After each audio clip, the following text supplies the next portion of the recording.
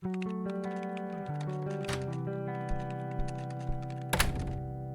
you. Hey. Oh, man. Yeah.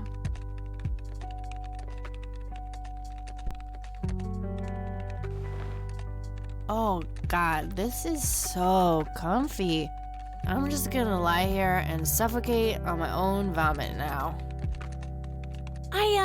I had a thing I wanted to tell you. Uh-huh. This room sure looks different when it's spinning. So I was browsing through the used book ads in the paper when Listen, Eileen, I'm totally excited about books right now, but Wait, hear me out. So I noticed this article about a war veteran from Conwell Springs who just died.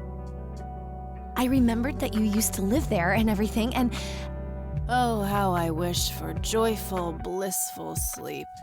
and get this. His name was Joseph. Joseph Rain. What did you just say?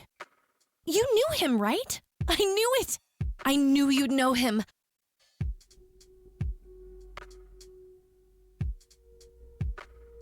Yeah, was my grandfather. Hey, wait a minute. I never told you where I grew up. Oh, well, I might have sort of looked you up. That is not cool, Eileen. Seriously. I just couldn't help myself. Well, one of these days you're gonna help yourself to a restraining order. I'm just telling you this as a friend. I know. Well, anyway, you should know that the funeral is tomorrow. Okay. Are you gonna go? I don't know. Good night, Eileen. Good night, Kathy.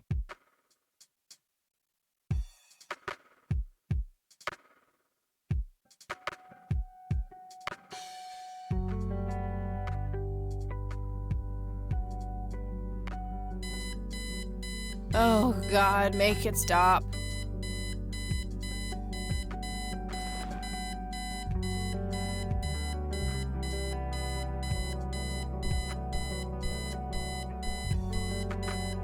Looks like Eileen left a note for me here.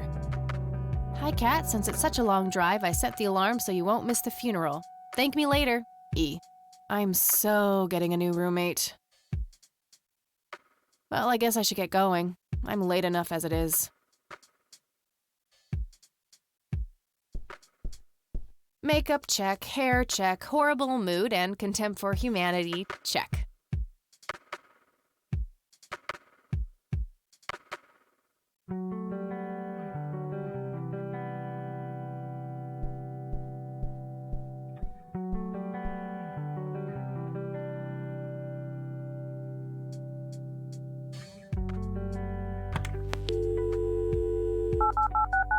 Not that I don't love the sound of my own voice, but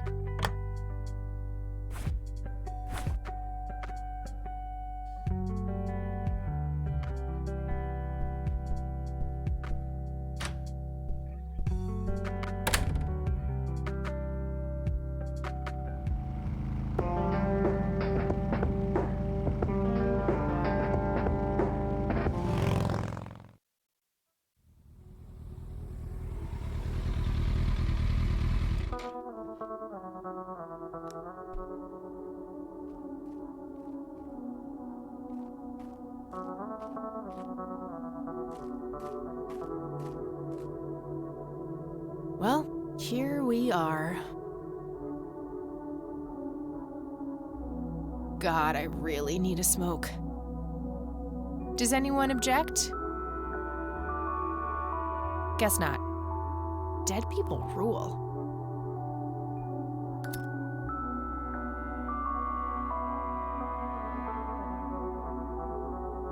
No time for that now. I'm late for the funeral.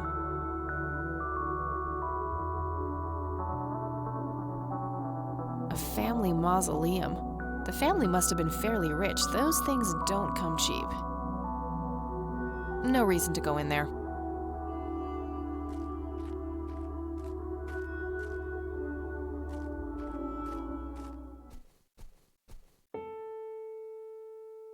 We are gathered here today to honor a person of great integrity, a pillar of the community, and a decorated war hero. His name was Joseph Irving Rain. We all remember his warm heart, his compassion, and his eagerness to help others. His passing, while our loss, is surely heaven's gain. Now we entrust our brother Joseph to God's mercy. We commit his body to the ground, earth to earth, ashes to ashes, dust to dust, in sure and certain hope of the resurrection to eternal life through our Lord Jesus Christ, who will transform our frail bodies so they may be conformed to his glorious body, who died, was buried, and rose again for us. To him be glory forever. Amen.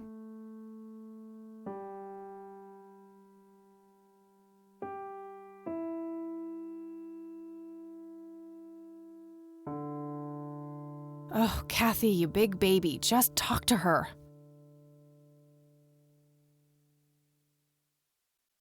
Mary Elizabeth Rain, my grandmother on my father's side.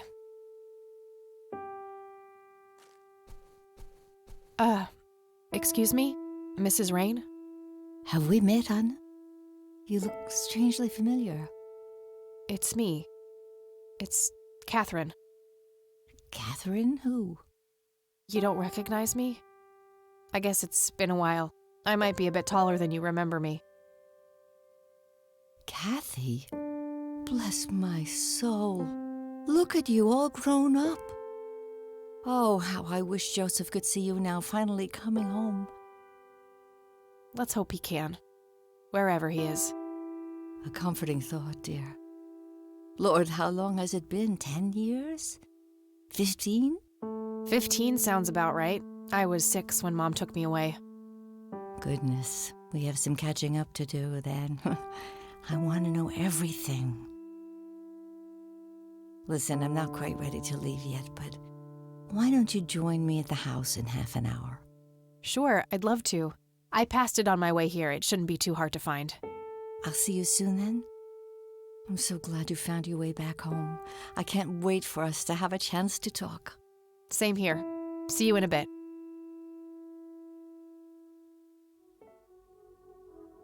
The coffin is lowered, but the grave hasn't been filled up yet. Rest in peace, Grandpa. I wish things could have been different.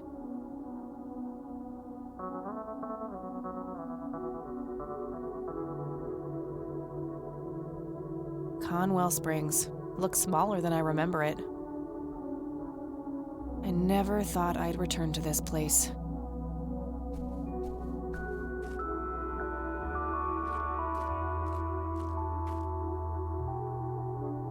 It's the priest who performed the service here.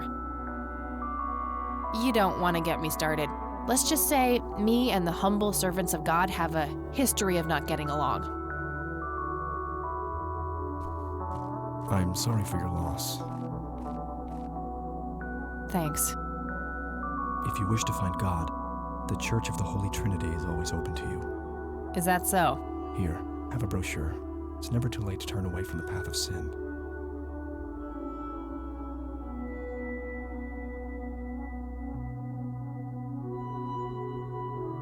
And what makes you so sure I'm on a sinful path, Father? Wouldn't you say that prejudice is but a small step from the 7 big ones? I simply meant that we are all sinful creatures, child. I hope to see you at the church. Don't get your hopes up, buddy. I'll pray for you. I wish you comfort in this time of grief.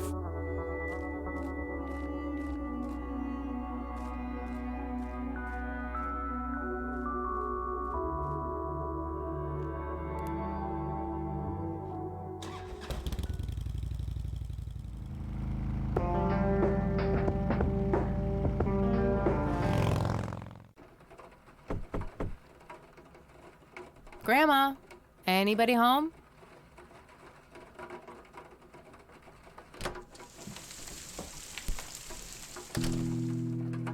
A mere single pair of boots on display. Boy, do we live in different worlds. Nice black leather coat, right up my...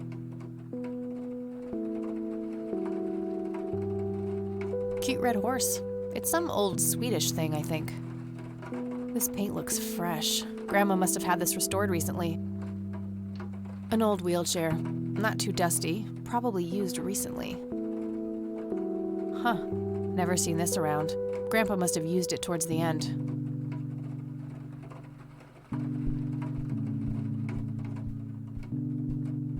A small table lamp. These should come in handy when I need to make calls.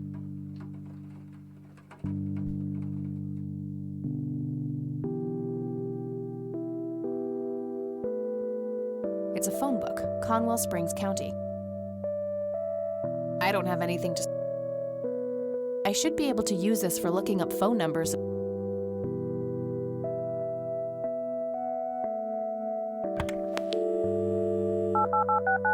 I don't have anything to talk about. Some kind of winter forest scene. I've always wondered if it's supposed...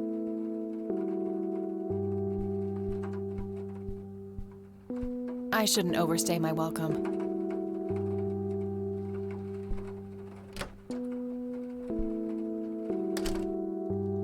Oh, hello, dear.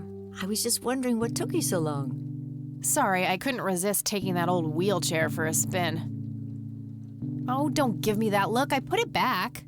You haven't changed one bit. Always kidding around, just like when you were little. Come, have a seat. We have so much to talk about.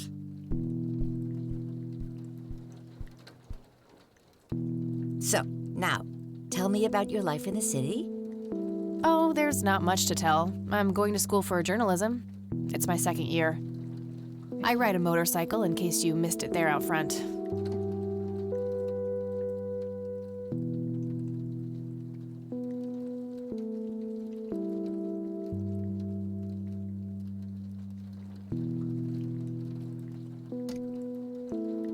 Ah, that's right. Just like your father. Yeah, I suppose. I must ask, have you heard anything from your father? Anything at all? No, nothing since he bailed way back then. I expected as much. He disappeared without a trace. No matter, that's ancient history. How's Sharon, then?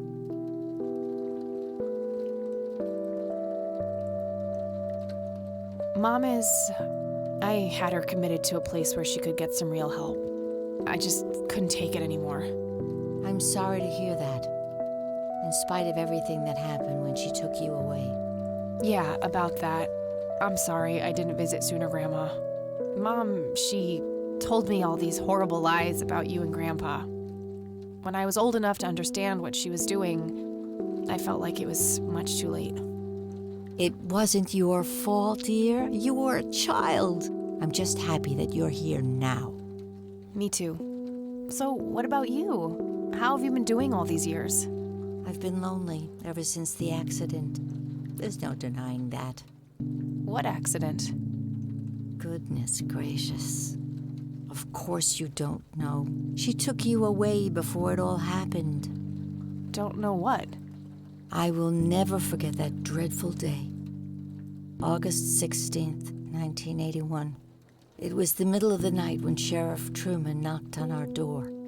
He had Joseph with him. I couldn't even recognize Joseph at first. All dirty and wet with an awful blank stare on his face, like his soul had been ripped from his body. Since that day, he never spoke a word. Forever confined to that blasted wheelchair. Really? For all this time? I had no idea. It came as a shock to all of us. That's horrible, Grandma. I'm so sorry. Thank you, dear. Why do you think Grandpa suddenly left that night in 81? I haven't the faintest idea. He acted very peculiar not long before it happened, disappearing for hours at a time. At first, I even suspected he was having an affair. When I asked him about it, he just said he was chasing old demons. It must have had something to do with the war. Maybe it was post-traumatic stress disorder? Grandpa always had a hard time showing weakness. I don't know, dear. I'm just speculating. I didn't think too much of it at the time. Joseph was a man of few words. I'm sure he just didn't wish to burden me with it, whatever it was. What did the doctors have to say about Grandpa's condition? Persistent vegetative state. That's what they call it. I've heard it all by now. One doctor said it was a stroke. Another claimed it was a seizure. The third hack tried to sell it off as a severe infection. It's all a load of tripe. I had an MRI performed on Joseph. It's one of those state-of-the-art head scans. Yeah, I've heard of them. Yes, well, according to the scan, his brain was completely intact.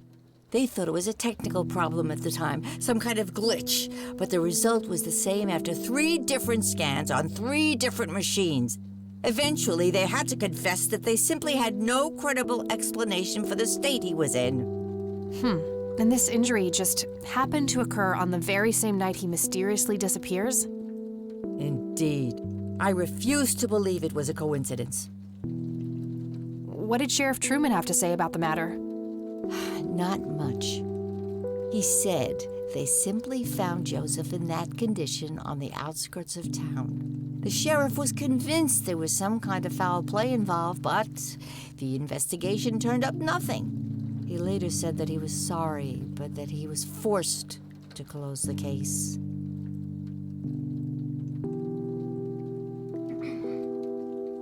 You know, I could try to find out more about this. You're welcome to try, dear. Some kind of closure would mean the world to me. Okay, I think I'll head over to the sheriff's station for a little chat then. Would be nice to witness police doing some actual police service for once. Sure, you go ahead. Let me know if I can be of any more help. See you later, Grams. Take care, dear. Planes, planes, and more planes. Grandpa in his Air Force uniform looks to be in his early 20s. That's my great-grandfather, Eric Wren. I never met him. They changed the spelling to Rain after he died, I think. Expensive-looking scotch. That thing has been standing there forever. Would be kind of funny to see her reaction, but no. A robust piece of wooden... I used to love digging through those drawers when I was a kid, looking for coins, buttons, and trinkets. Grandpa and me, we had this game where he would hide pennies around the house and I would go on a treasure hunt. Never in the attic, though. I thought it was too scary up there. Grandma has prepared some tea for us. Nah, I'm more of a coffee gal.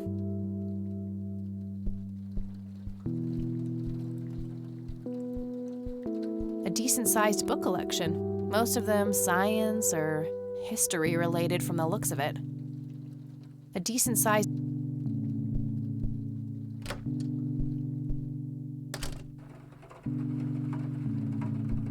I shouldn't overstay my welcome. It was a joke, you know.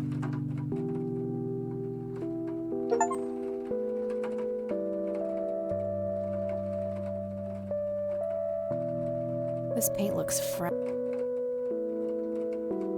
Nice black leather coat.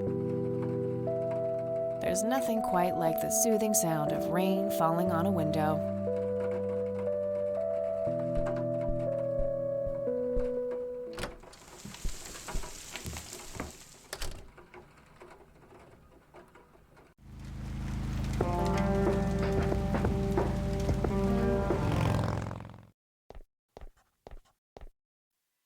Not their peak hours. Land of the free. A bunch of cops lining up for a photo. A medieval fortress near an ocean, probably supposed to be somewhere in Europe. Various notices and a wanted poster. Might be something Sheriff, useful in there. What's the deal with that bum? I think he'd object. The one in the cell? Some young cop. Looks a bit familiar. Well, shit. Lots of police reports, organized alphabetically by the looks of it. Hi.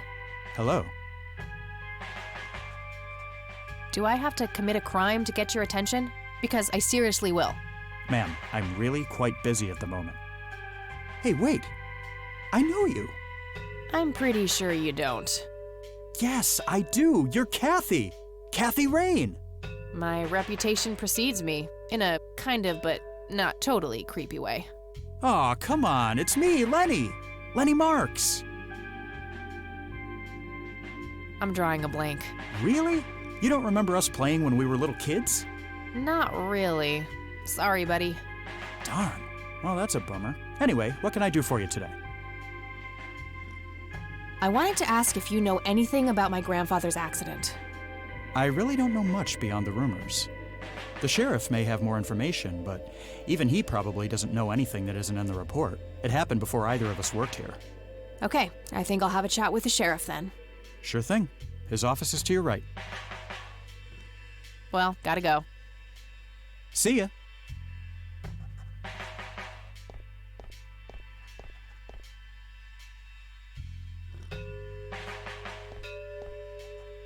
Tons of miscellaneous files. I don't see anything labeled as police reports, so those must be elsewhere. That must be the sheriff. He looks grumpy.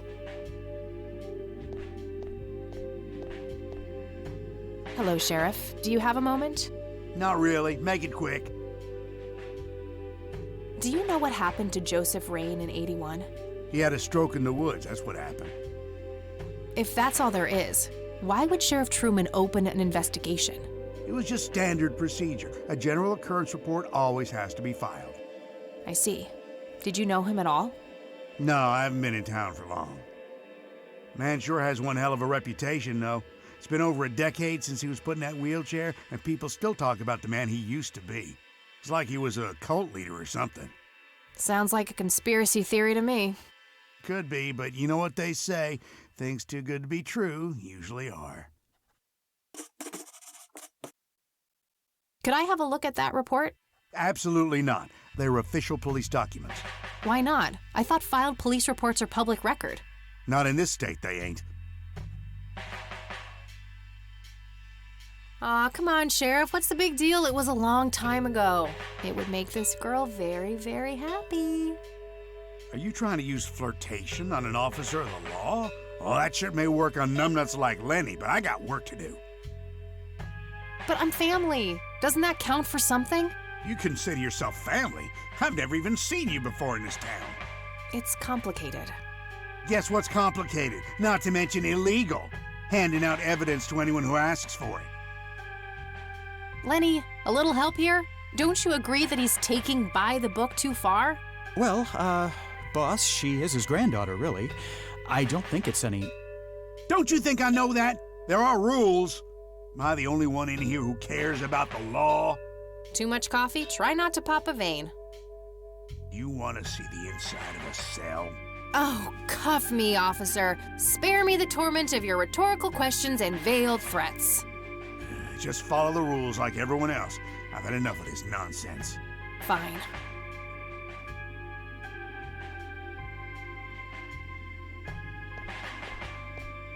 Tons of miscellaneous files.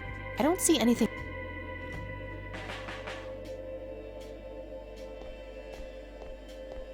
How's the paperwork coming along? Hey, Lenny.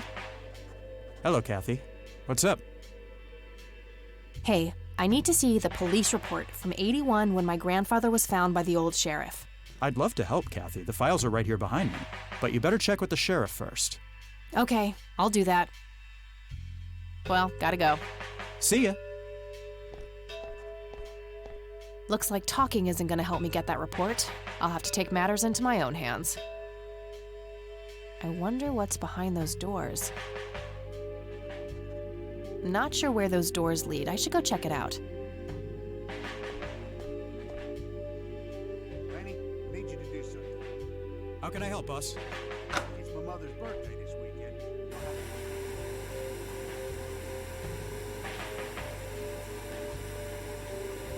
A jail cell. Looks like an incarcerated... Hey, What? I can't hear you. no wanted posters. I'm disappointed. Thanks. That was getting annoying. Hey, Hi there. So, why'd they put you in that cell? It's all just a big misunderstanding. Is that so? Yeah, I didn't mean to steal anything. I was just using my pockets to move the beer to the checkout. That's the worst excuse I have ever heard. For your information, I happen to have a deadly fear of shopping carts. I take my last statement back. This excuse is even worse. Hey, it wasn't your father who was killed by a shopping cart when you were 8. I sure hope not. To be fair, mine wasn't either. It was just Uncle Bob. But that doesn't mean it was any less traumatic, mind you. To this day, I still get nervous breakdowns at grocery stores. I think I've heard enough, buddy. You're right. We should stop before the flashbacks begin.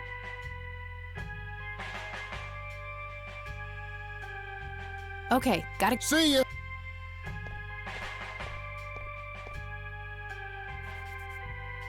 An axe, a sledgehammer. Brilliant idea to leave those lying around next to evidence lockers and locked cells. Too heavy to carry around and too noisy to use in here without getting caught. Just a bunch of boxes filled with office supplies. A computer monitor. Probably recovered stolen goods. There's no way small-town cops would be that up to date with the modern world.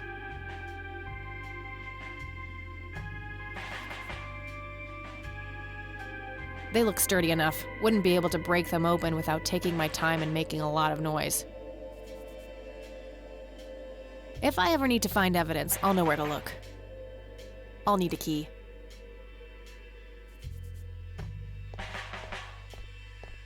Hey. Hi there. You need to keep the blonde cop out there busy for a while. I do? $10 says you do. I'd say my services in this matter are worth at least $20. 9. 15. 8. Fine, 10. 7. Deal. Good. So, what am I doing again? Distract that young cop in the lobby. I don't care how you do it, as long as you keep him occupied for a while. Okay then, let me know when. Will do. Hey. Hi there. Okay. See ya.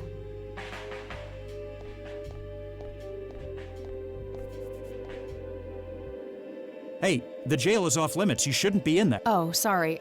I just heard someone yelling. I think that guy in the cell needs some help. What now?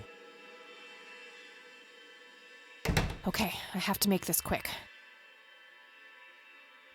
Lots of police reports.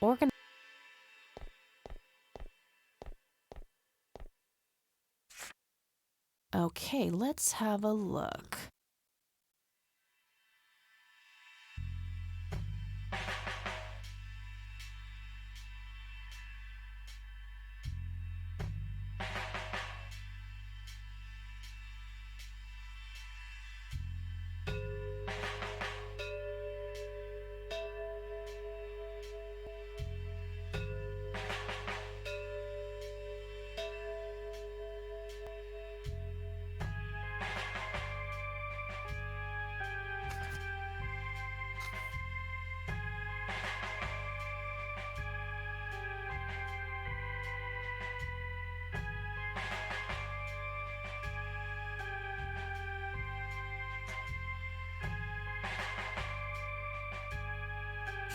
I'm gonna have to get my hands on that recorder.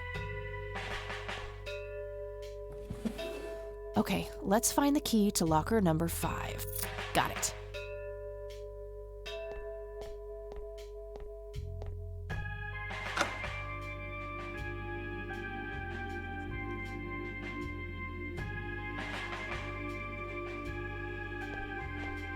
Hey, Sheriff, what's the deal with that bum? What bum? Hey. Hi there. Okay. See ya.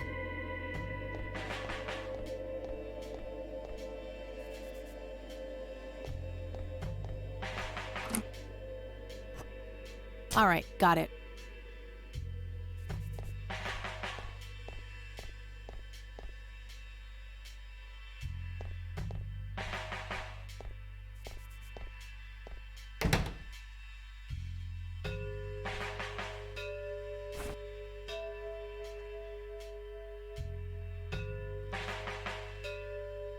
paperwork coming along, Lenny? Okay, I guess. Maybe halfway through. That's no good. Hey, Hi there. could you? Sure, I needed to puke. Good to know.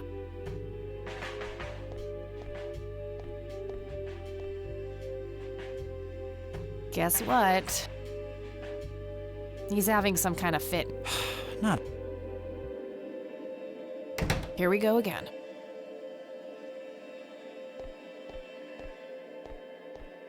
I already got the report. Lots of...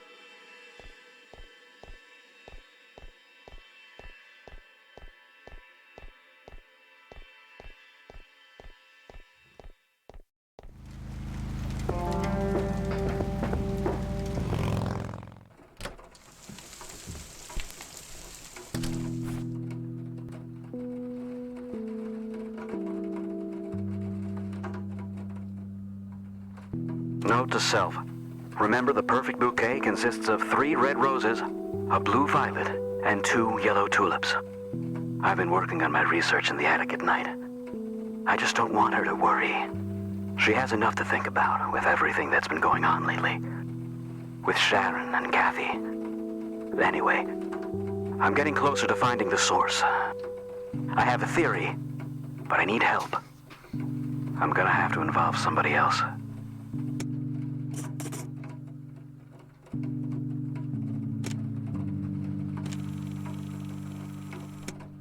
Note to self.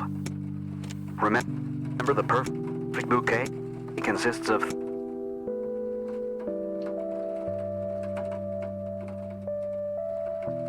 3 red roses, a blue violet,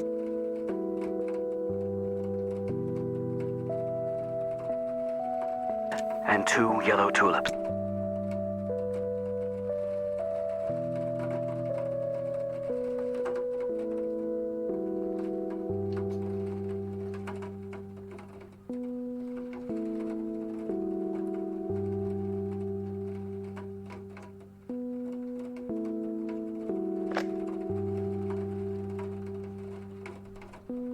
Standard microtape labeled Investigation. It should play fine in Mr. Dicto.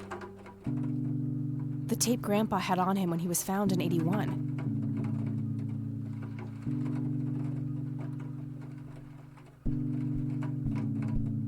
I should probably ask.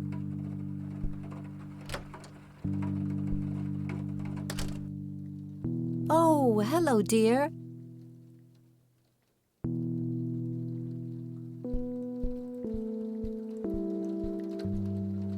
Mind if we talk for a bit, Grandma? Not at all, dear. What's on your mind? Would you mind if I took a look in the attic? I suppose it would do no harm. Come with me. Thanks, Grandma. You're welcome, dear. Be careful now.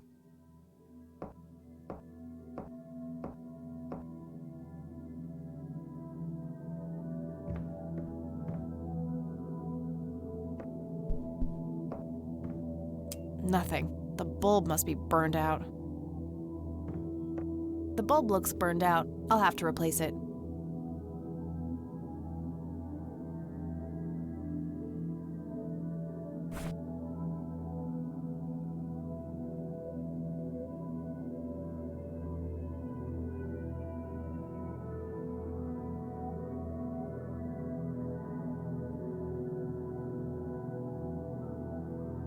That combination makes... That combination...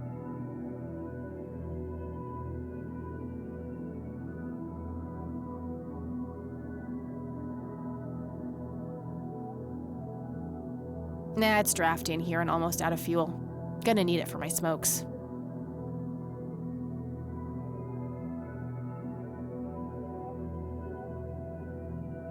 That action doesn't...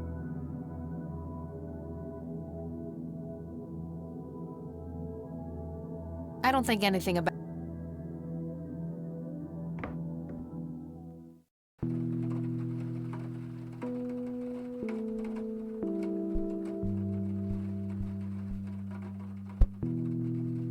Free light bulb. Score.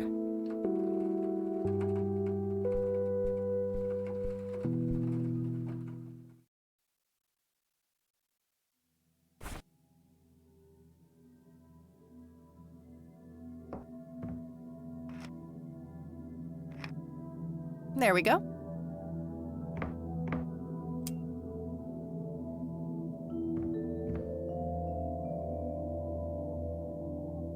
Various books and office supplies. Nothing in particular catches the eye.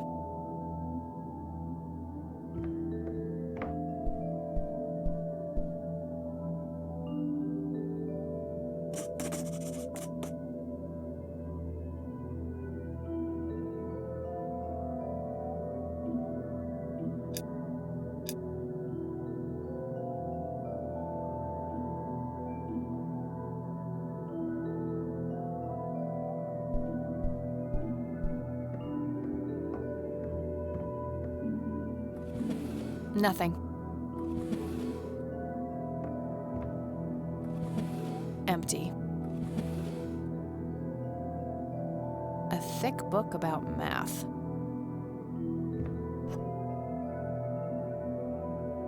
Just some old bills. Nothing interesting. An old typewriter covered in cobwebs. It looks like someone was doing geometry. I can't make much sense of it.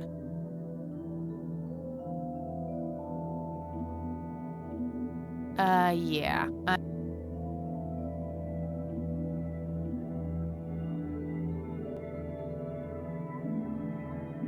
A worn office chair on wheels. I'm feeling a sudden urge to do a race.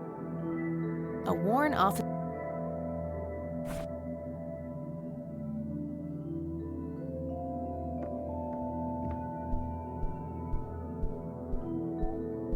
That combination makes no sense.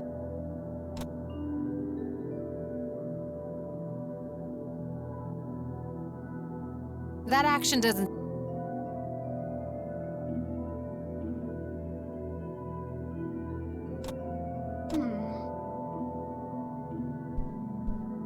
Mr. Bear! How did you get all the way up there? Good idea. You just keep watch. I'll do this. Mr. Good idea. You just keep watch.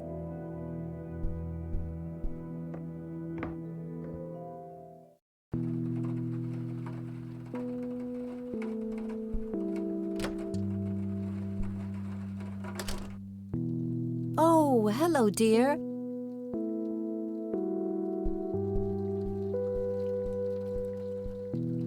Mind if we talk for a bit, Grandma? Not at all, dear. What's on your mind? I found a locked briefcase in the attic. Do you know anything about it? Oh, that old thing? Joseph said there were just some old boring Air Force papers in there. If that was the case, why use an intricate combination lock? That's a very good question, dear. In any case, I wouldn't know how to open it. Bye, Grandma. I'll be back later. So long. I used to love Grandpa. Never in...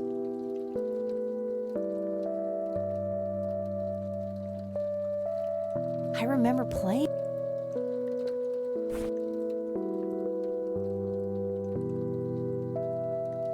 What really happened to you that night?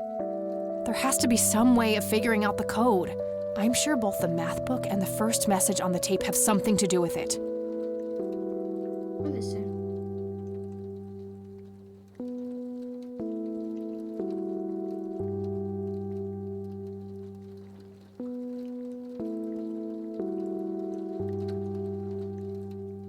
That combination makes no sense.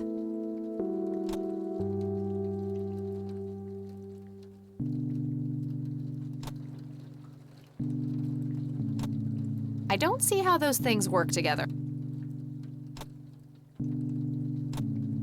That action doesn't seem productive to me.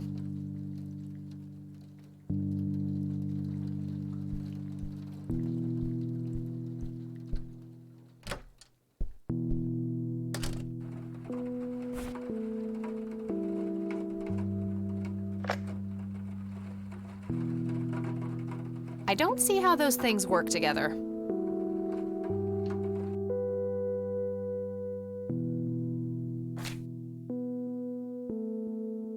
Y a ti rosas rojas.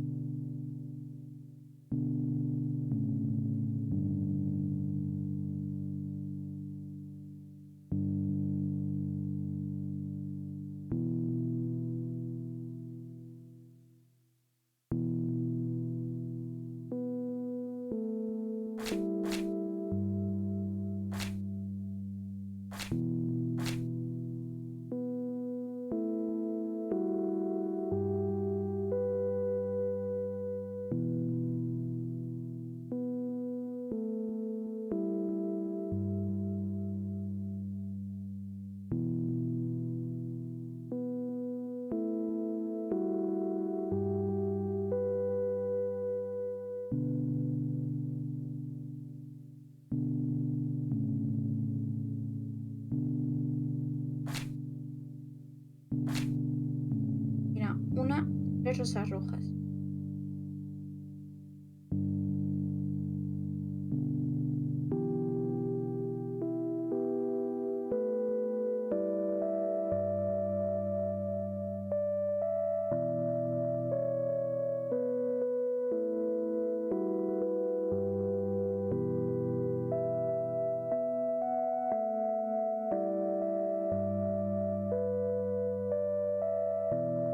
Tres rosas rojas.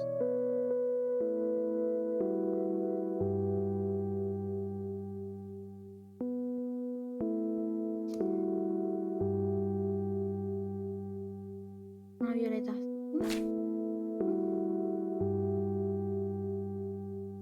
Y voy con esta.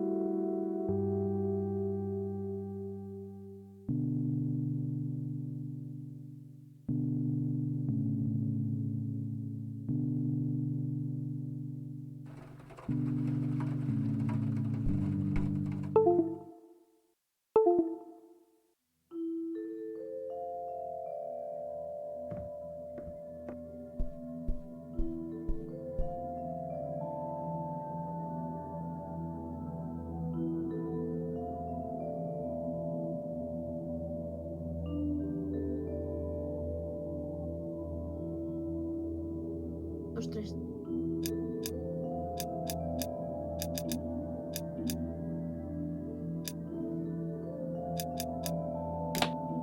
Yes!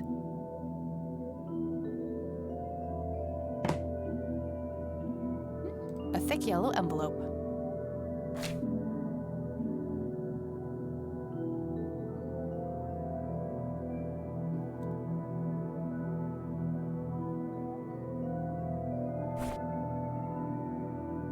It's the envelope I found in the...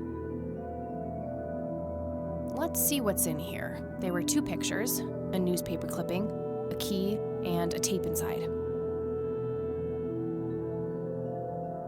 Looks overexposed. I can't make much out. I think I see trees in the background, but most of the picture is just bright white. Grandpa in uniform with 2 other men. Something is handwritten on the back. Flight training, McConnell Air Force Base, 1941.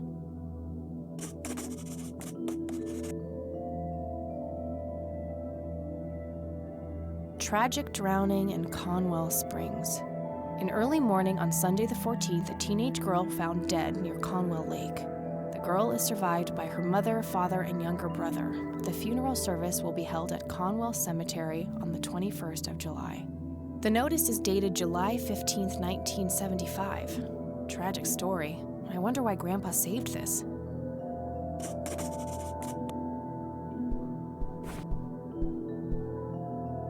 It's a small key, fairly modern design. No identifying tag, unfortunately.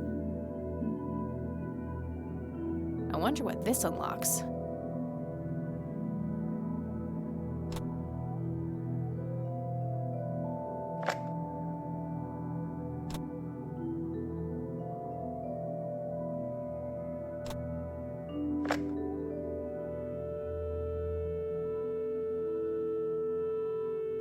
You've reached the Rain residence. Leave a message after the beep. Hello, Joseph, Mrs. Rain. It's me, Charles. I thought I'd give you a call.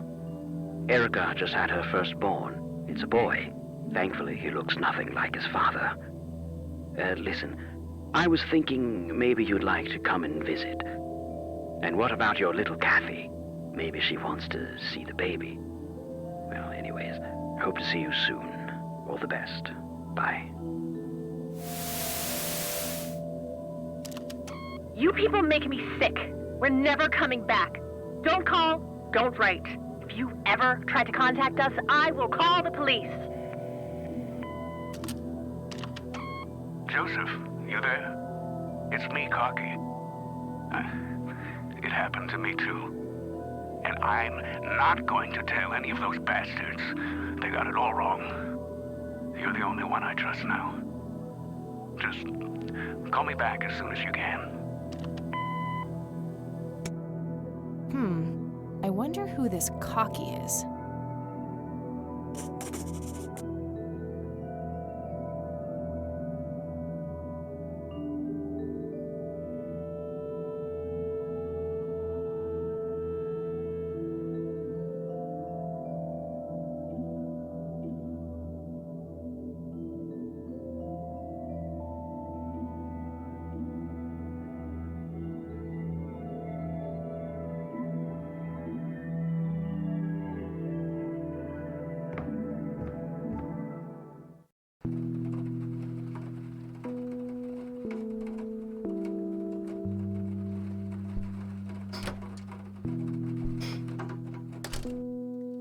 Oh, hello, dear.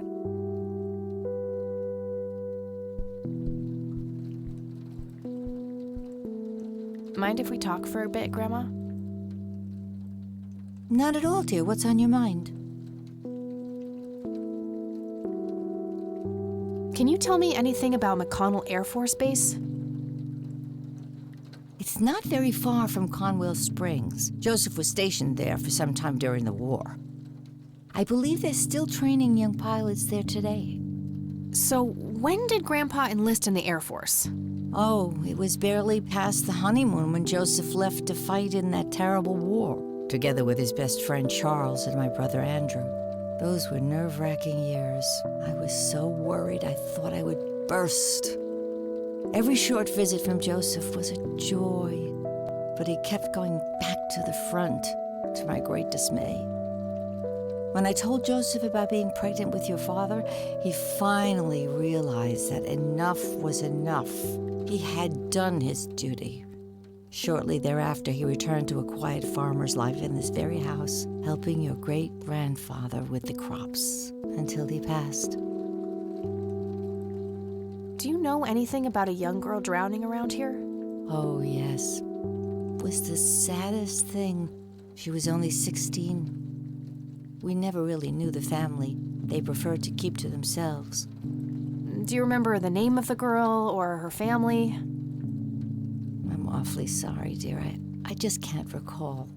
That's okay, Grandma. I was just wondering why Grandpa would have wanted to save this. Joseph was always affected by the tragedy of others. Perhaps he wanted to do something for the family. In any case, he didn't speak to me about it. Does the nickname Cocky mean anything to you? Sounds vaguely familiar. It reminds me of the aviator call signs Joseph and his friends gave one another. Joseph was vigilante. I can't count the number of times he got into trouble for breaking the rules. To this day, I have no idea how he always managed to land on his feet. Must be hereditary, given the things I've gotten away with. Every time I wake up, I am genuinely surprised that I'm not in jail. I'm sure it's not that bad, dear. But to get back to the subject, you don't have any idea of who this Cocky is? I'm afraid not, but the Air Force might be a good place to start.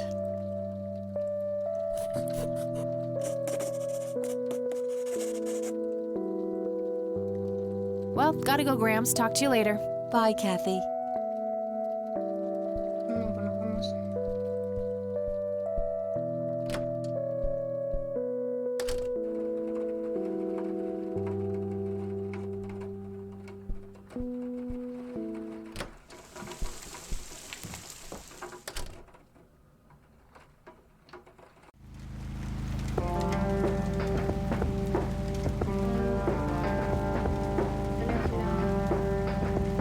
No sé.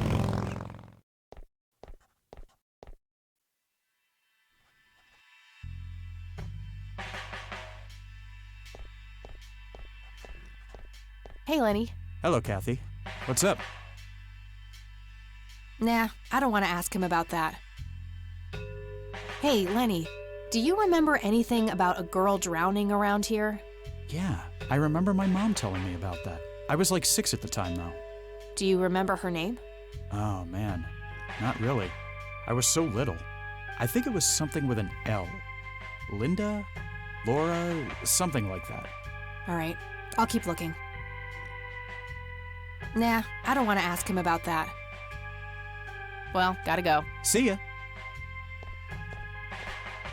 Yo creo que sí.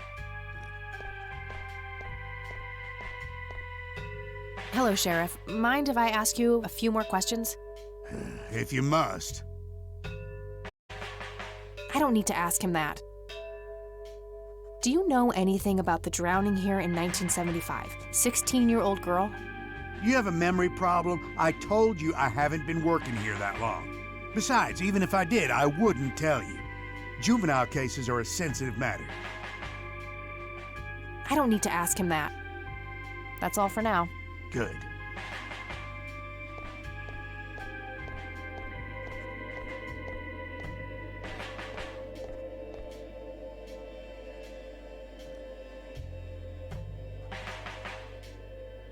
Hey, Sheriff, what's the deal with that bum? What bum? The one in the cell. Oh, I thought it was with you. Well, shit.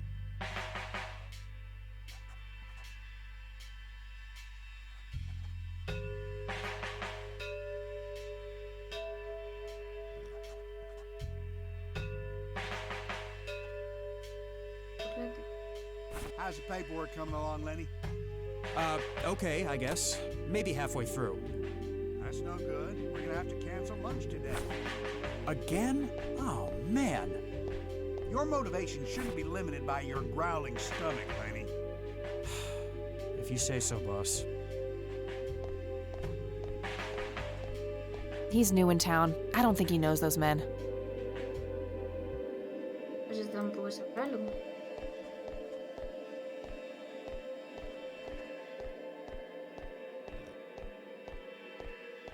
Hey, Kathy, wait.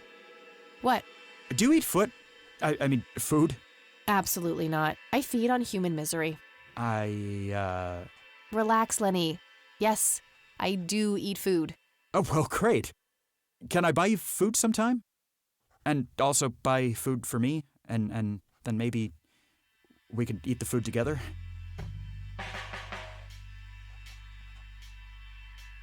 I'm really busy right now. Maybe later. Oh, okay. See ya.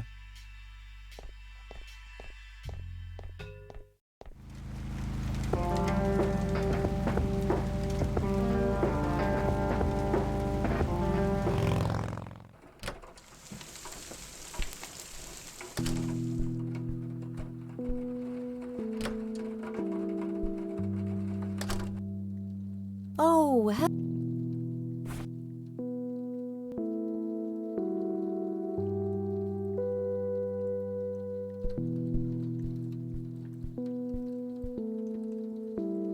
Do you recognize this key, Grandma? I found it in the attic. I'm afraid not, dear. I don't see a reason to ask her about that. Do you know anything about this story, Grandma? Not much, dear. It was the saddest thing. We never really knew the family. Do you remember? I'm awfully sorry. That's quite all right. Joseph was always deeply affected. In any case. Okay. Look at this photo I found in the locked briefcase. Goodness, I haven't seen that picture in years. This was taken when Joseph was stationed at McConnell Air Force Base. That's him right there on the left. What about the other two? I don't remember the name of the smiling man in the back. The gentleman on the right was Joseph's best friend, Charles Wade.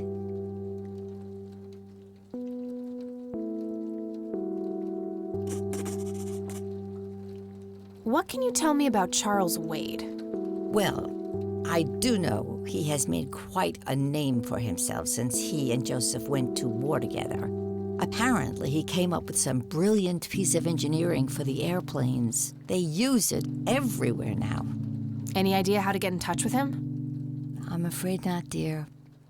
I haven't seen him for years. He and Joseph grew apart before you were born. Any particular reason for that? Oh, not that I know of. Grams, can you tell me anything about this picture? It looks awfully bright. Perhaps something was wrong with the camera. Yeah, maybe. I should try to figure something out tomorrow at the university.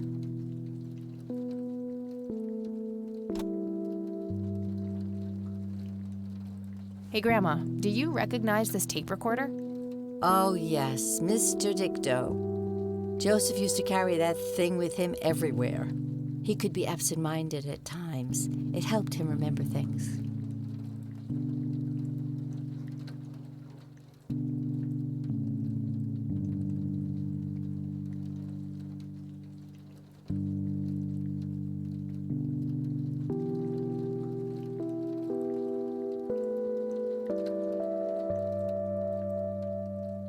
I got the dictaphone already. I don't think there's anything else in there I need to mention. Bye, Grandma. I'll be back later.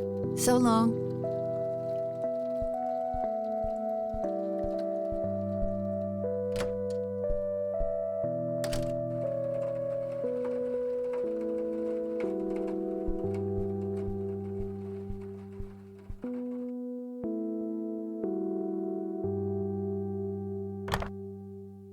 No result for that. All right, got it.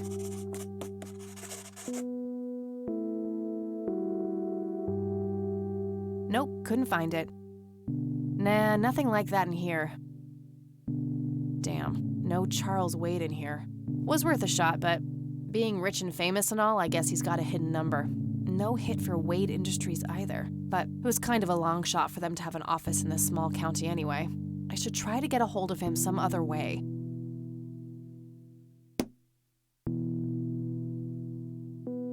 It's a phone book. Conwell. I got that number already.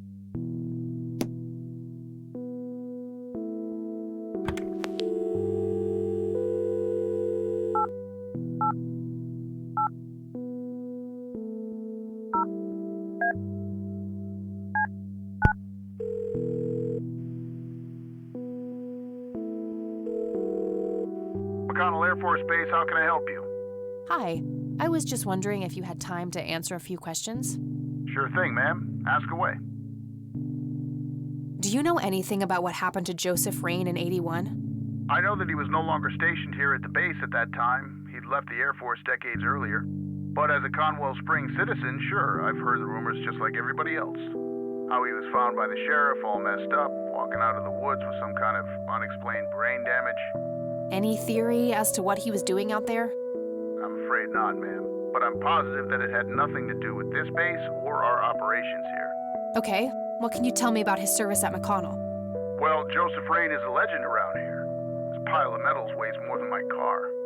I was fortunate enough to meet him before he suffered his injury, and I must say, what an inspiring man. I'm positive that he would have made general if he'd stuck around. Any idea of why he quit? He looks so happy in the pictures from the war. Oh, your family, ma'am? Granddaughter. Well, then I'm sorry for your loss. I heard about his recent passing. Appreciate it, buddy. So, about him quitting. I shouldn't speak ill of the dead, but some say the war broke him. PTSD. Me? I don't think so. When I met him, he had this aura about him, like he wasn't afraid of anything. Maybe it was just guilt. He ended a lot of lives, but that's just me speculating. Gotcha. Thanks for the thoughts. What can you tell me about McConnell Air Force Base? This is one of the oldest Air Force bases in the U.S., established during World War I. The main purpose of it is to train fighter pilots. The McConnell Flight School is well-renowned all around the country. In the late 80s, the school started accepting a limited number of civilian applicants due to the high demand. Some of the most famous dogfighters in U.S. history, such as Ethan Fireball Jenkins, Joseph Vigilante Rain, and Brett Savior Myers trained at this very base. Charles Wade, the great industrialist, did too. Some claim that many of his revolutionary ideas came from the former chief mechanic here, the late Niles Bloom. Interesting. Thanks for the history lesson. I don't see a reason to ask him about that. Do you recognize the aviator call sign, Cocky? Afraid not, ma'am. I know all the call signs here, and I'm positive it's not one of them. This isn't current, though. It might have been used as early as World War II. Oh, that's unfortunate. We don't keep any official records of call signs. The only option I can think of is to get a hold of somebody who was around back then. Any suggestions? The only person I can think of who is still alive would be Charles Wade. All right, thanks. My pleasure, ma'am. Anything else I can help you with? I'm trying to get a hold of Charles Wade. Would you happen to know how to reach him? I'm sorry, ma'am, but Charles Wade is a public figure. He He has explicitly asked us not to provide his contact details to anyone. Is there any way you could make an exception? I really need to talk to Mr. Wade. Oh, can do. I can't really help you out unless you have some sort of official business.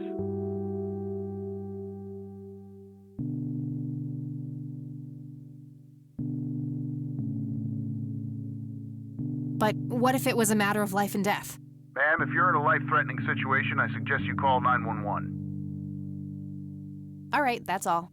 Goodbye, ma'am.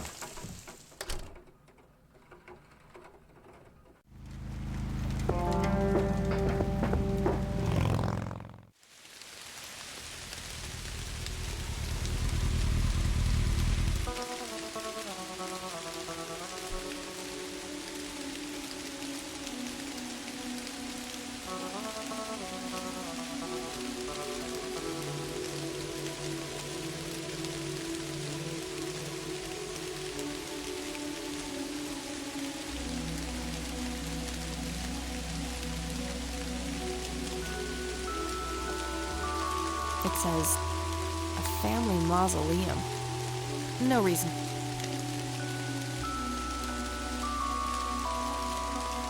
All right, this is the right date. Looks like her name was Lily Myers. I should try to get a hold of her family.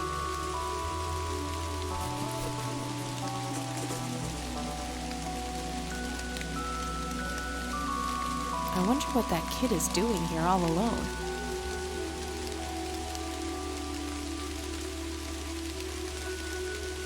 A little boy, maybe 5 or 6 years old.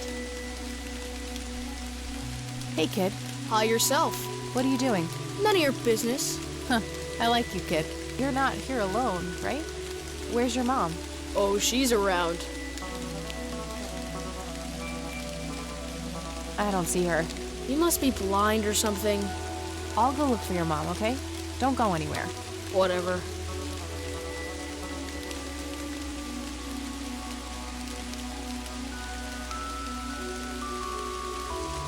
The grave is grim. I'm gonna find out what...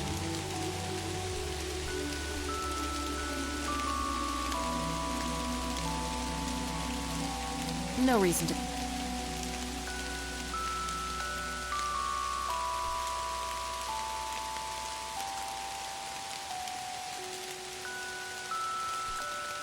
I shouldn't leave while that kid is alone.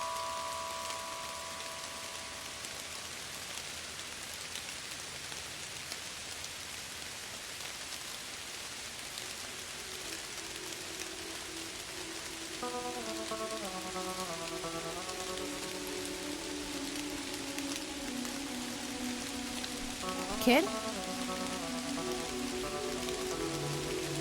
Guess he found his mom.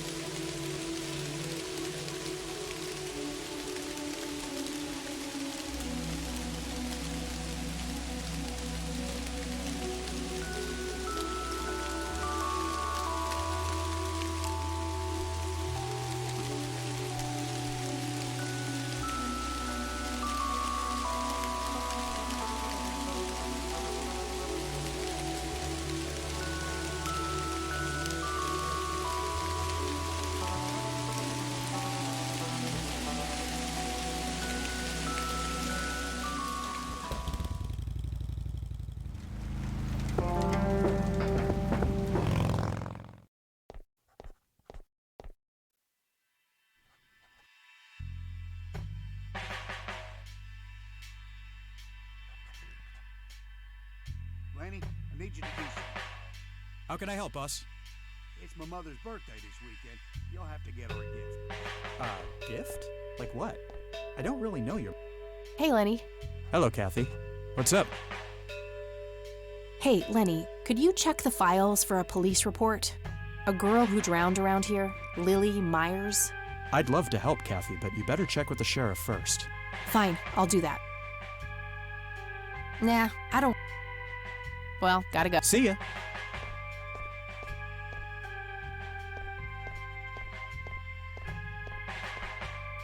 Hello, Sheriff. Mind if I... Do you know anything about a drowning here in 1975? Young girl named Lily Myers? That case was handled by Truman. I wasn't involved. I don't need to... That's all for now. Good.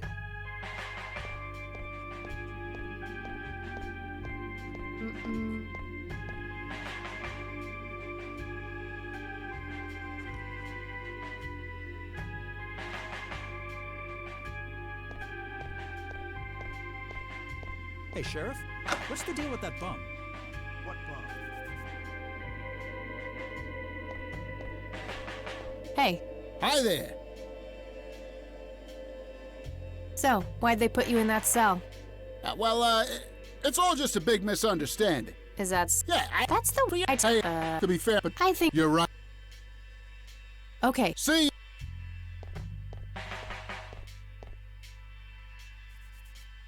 if I ever need to find... Hey, Hi there. Sure, right? good to...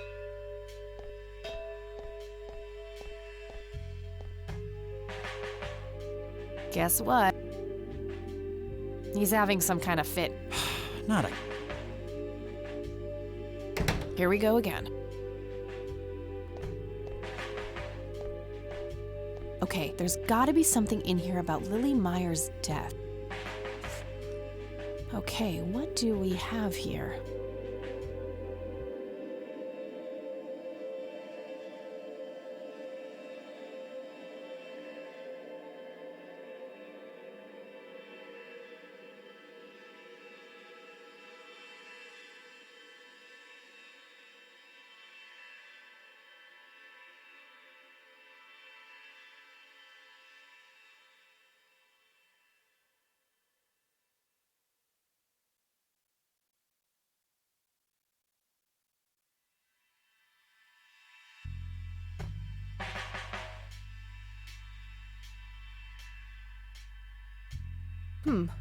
Looks like somebody did a Virginia Woolf. I wonder if there's more to it. I already got...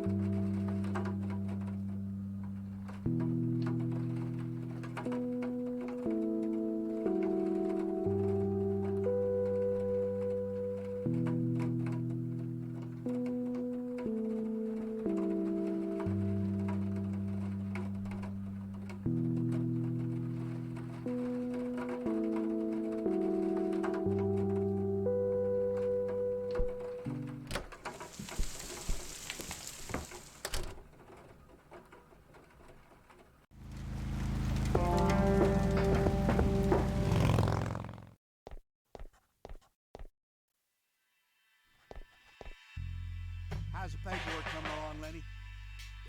Okay, I guess. Maybe halfway through. That's no good. Hey, Hi there. sure. Good to...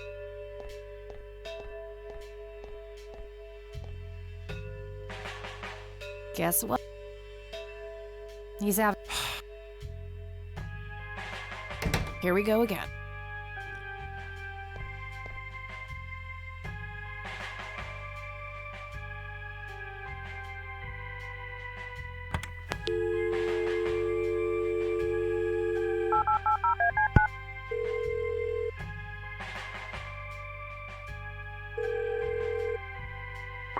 Force Base. How can I help you? Hi. I was just wondering if you had time to answer a few questions. Sure thing, ma'am. Ask away. I don't see a reason to ask.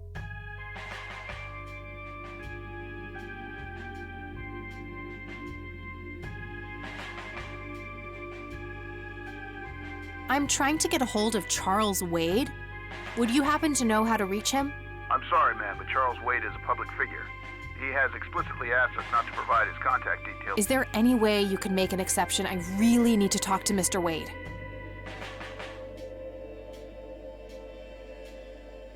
Oh, can do. I can't really help you out unless you have some sort of official business.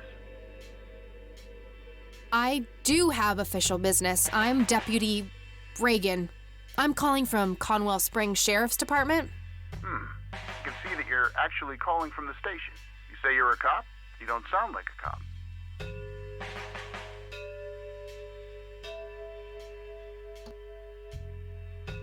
What the hell is that supposed to mean?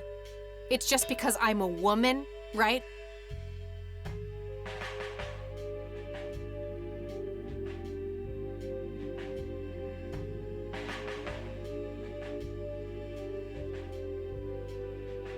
Women don't belong in law enforcement? Is that what you're saying? That's so sexist. Now that's hardly what... Do you have any idea what I have to go through every day? Nobody takes me seriously. The dirty looks, the sexual innuendos,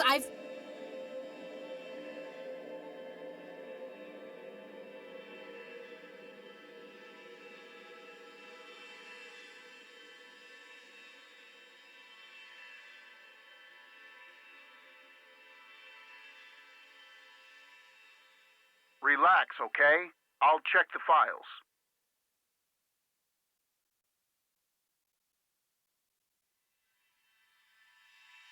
It's 555-7641. Thanks, buddy.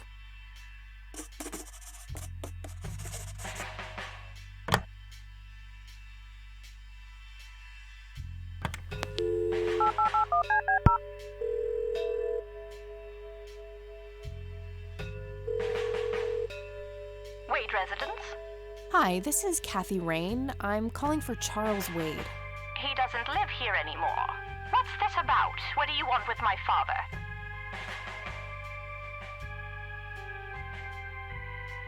I'd just like to have a quick word with Mr. Wade. It's about my grandfather, Joseph Rain.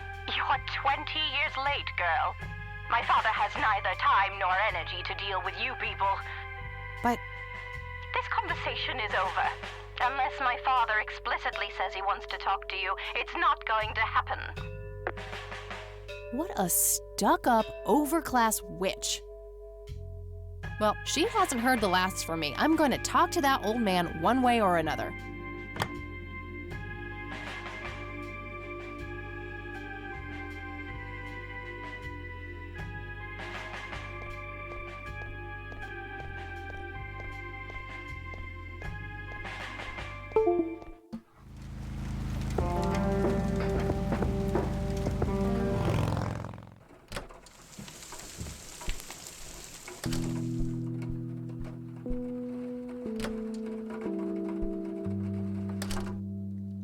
Oh, hello, dear.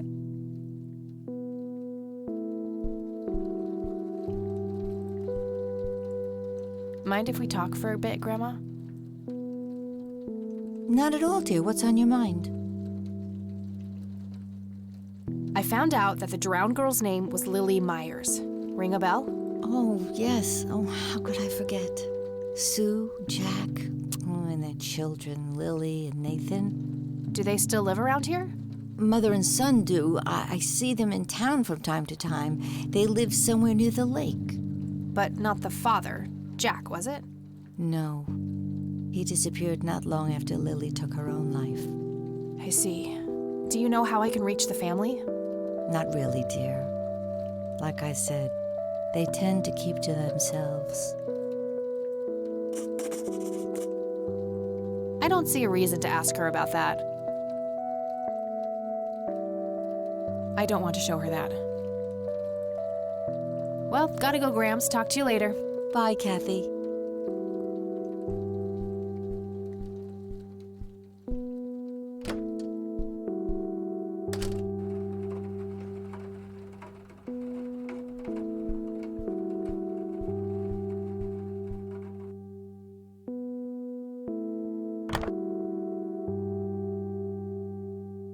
right, found an address.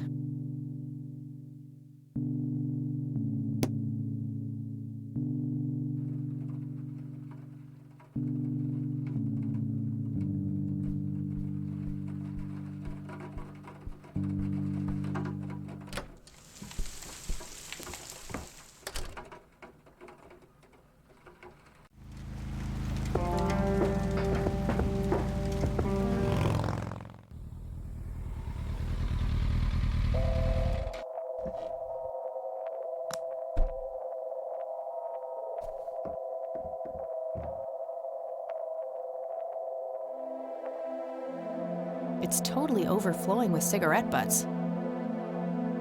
Somebody around here is a chain smoker. We have something in common. Good to know.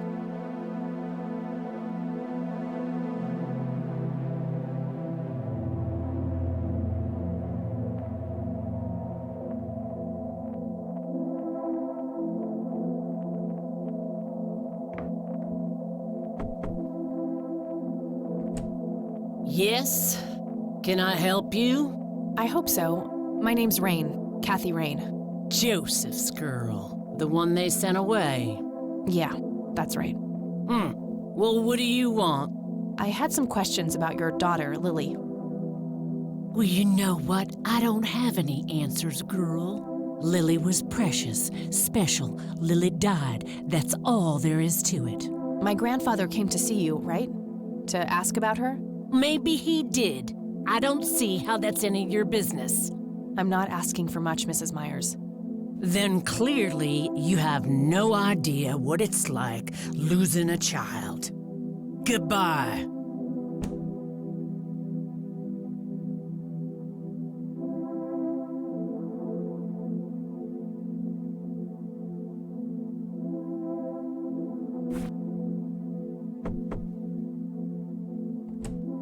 Won't you ever give up?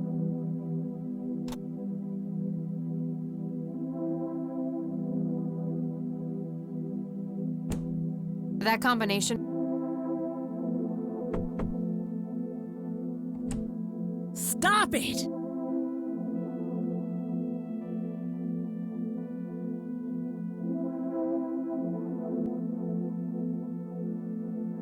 Care to join me for a smoke, Mrs. Myers? Well, I'm gonna have to think about it.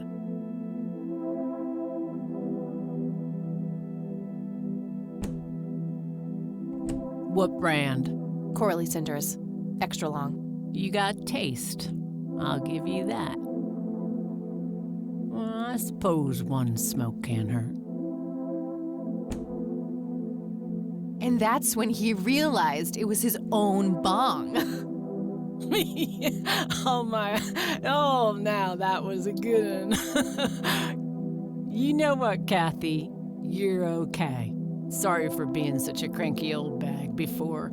I get a short fuse when I run out of smokes. Now, that's an understatement. Good thing I had my morning smoke, otherwise we would have had a fist fight on our hands. Oh, it's getting chilly. Why don't we head inside? Sure, let's go.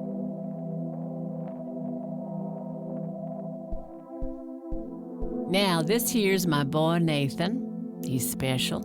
Nate, be polite and say hello to Kathy. Hi, Kathy. Hi there, big guy.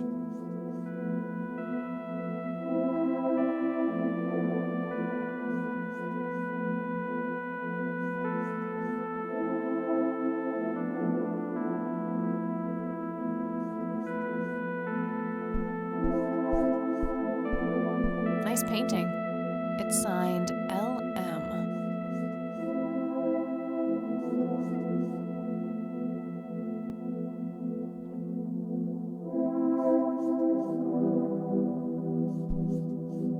So, you wanted to ask me about Lily? Yeah. Do you mind telling me what happened when my grandfather came to see you? Well, he knocked on my door a few years after Lily had passed away.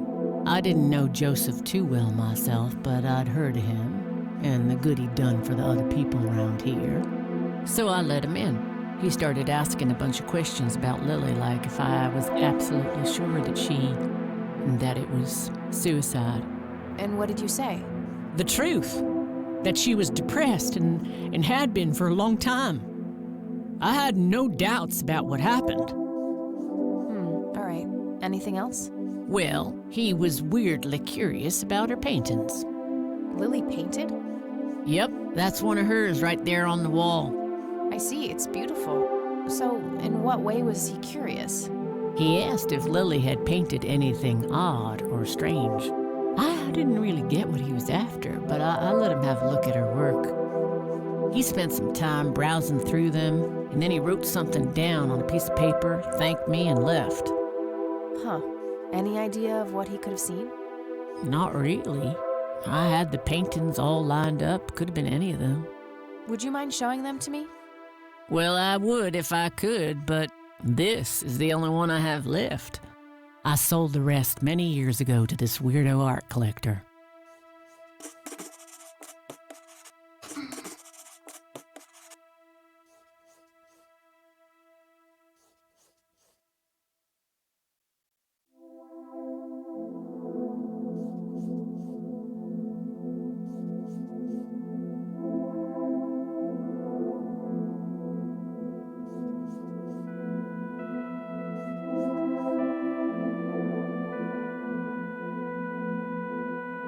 Do you know anything about what happened to my grandfather? How he ended up in a wheelchair? Stroke, wasn't it? At least that's what I heard. Not necessarily. There are some divided opinions about it. Now that I think about it, that whole ordeal happened to him not long after he came here. How long? A week, maybe, at the most. I don't need to ask her. Mind telling me what Lily was like, Sue? I'd be happy to. She was Nathan's older sister by 2 years. Lily was like any girl growing up, normal, happy, talking about school, boys, and whatnot. And she and Nathan were close back then, always playing together in the woods. When Lily was 10, she started drawing, always doodling on just about anything she could get her hands on. We didn't have much, really, and so she used what she could. Once I even caught her scribbling on toilet paper. On her 12th birthday, we gave Lily a thick sketchbook with an assortment of pencils. She was ecstatic. That was the happiest I'd ever seen her. From that day, drawing became her life. Eventually, her art teacher at school helped her to get started with oil painting. When Lily was 15, something changed. At first, I thought it was just usual teen angst, but no, this was something different. She started going out, disappearing for long periods of time. She locked herself in when painting. She never used to do that.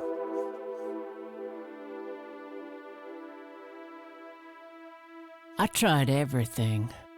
Counseling, support groups, antidepressants, nothing worked.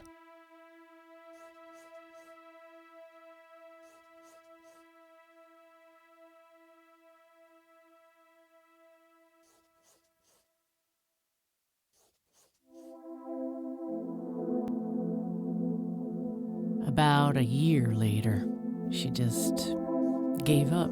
I'm sorry, Sue. That must have been unimaginable. Thanks, darling, but it's been a while now. I've learned to live with it. I don't need... Does the name Charles Wade mean anything to you? Oh, he's some big-time businessman, ain't he? Yeah, he owns a large company. Habían dos los tiran. Piña.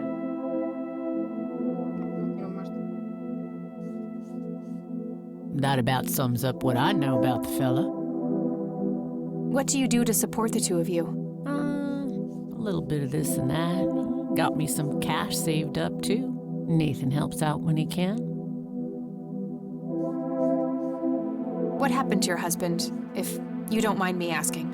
You could say he didn't quite cope as well as I did with what happened to Lily. He got himself a death wish after what happened to her, started drinking and getting into all sorts of trouble.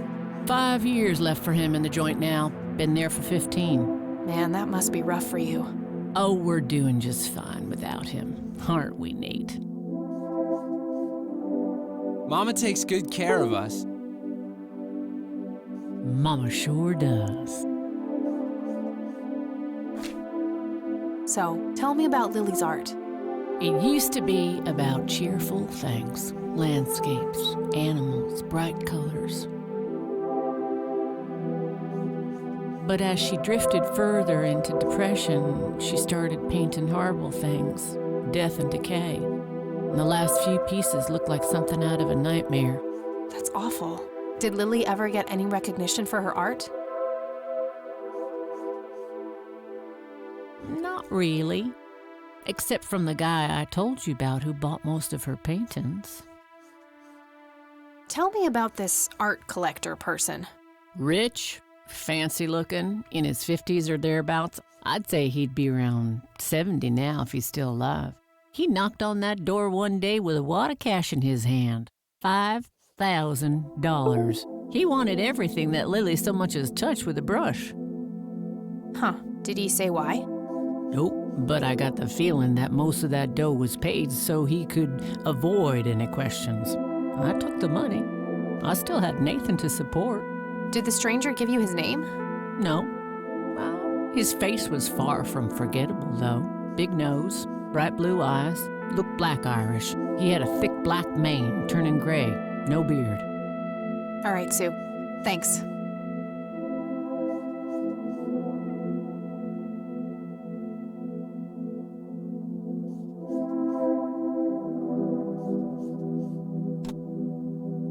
I'd rather just ask. Do you know what this key opens? Well, that's a bit of a weird question, ain't it? But no. I'd rather just ask her about her. Hey, Sue, do you recognize any of these men? Well, there's Joseph Rain. Always so handsome. I had such a crush on him back in the day. And... no way. That's him. The man who bought the paintings. He's much younger here, but there's no mistaking that hair and nose. Are you sure? I'm positive, little cat. That's the guy who walked into this cabin with $5,000 in cash. That's very helpful, Sue. Thanks. Ugh. Another question for the elusive Mr. Wade.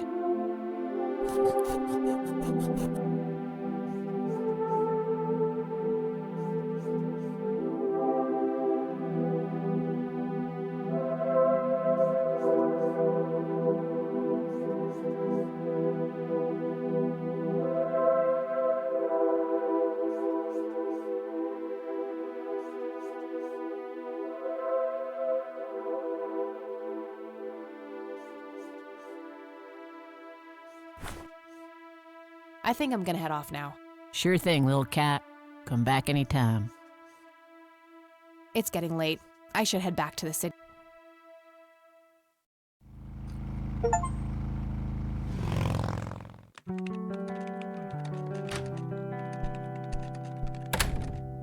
Hey, you're still up.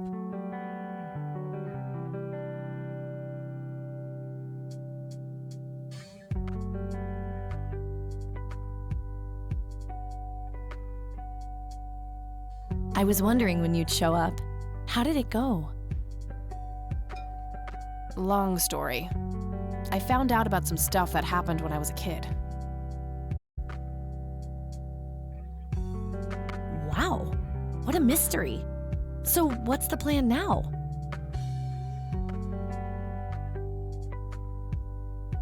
I don't know yet, but I'll figure something out.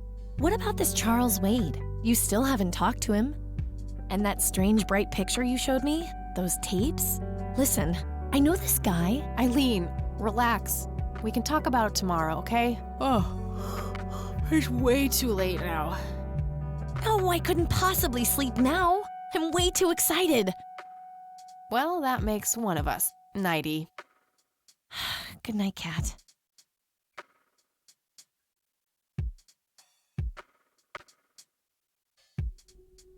Hey, Kathy, wake up! Ugh, you are so lucky there are no sharp objects near this bed. Guess what? I got an idea. Please tell me it involves you taking a sabbatical. Haha, so you found all this evidence, right? Pictures, tapes, and stuff? I guess. Why? Well, as you know, I have a computer. And I know this hacker guy, Dave, and... Oh, never mind. I'll just write you a note. You go back to sleep.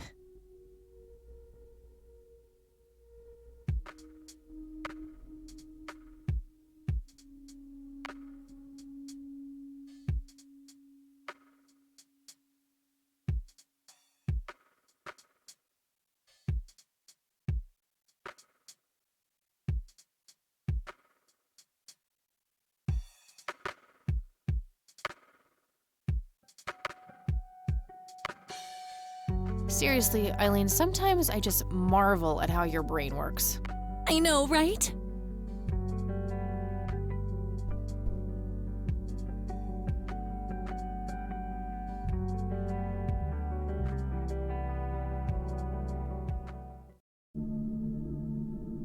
You still have time if you think there's any chance you would change your mind. I'm sure, Doctor. Just get it out of me. But please, don't tell my mom. I'm sorry, but we have to do that. It's the law. It's none of her business. It's my choice to make. I have enough shit going on with her already. This would just add fuel to the fire. I'm afraid there's nothing I can do. Right this way.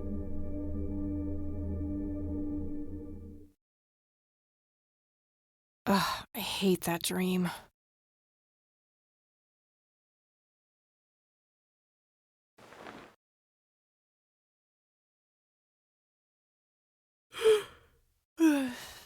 I guess Eileen went to class. I probably should too. Nah.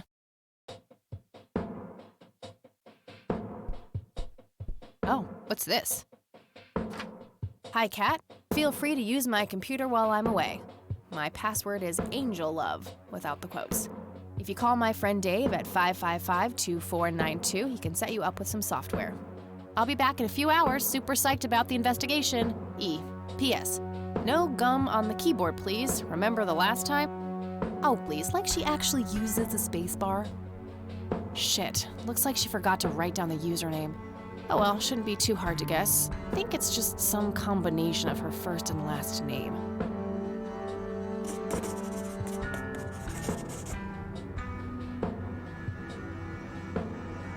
Color printer.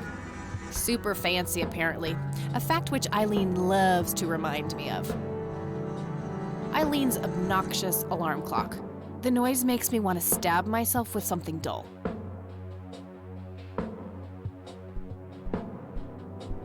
Eileen's girly suitcase. There's a sticker on it with her full name, Eileen Mildred Summers. Mildred! Oh my god, I'm gonna get her for that. I wish I could wrap up that fact and save it for Christmas. Eileen's closet, filled to the brink with inherited clothes and Christian joy. I can certainly see the appeal of blindly rummaging through Eileen's clothes, but seriously, I've got better things to do. I'm no geek, but I know a computer, that is.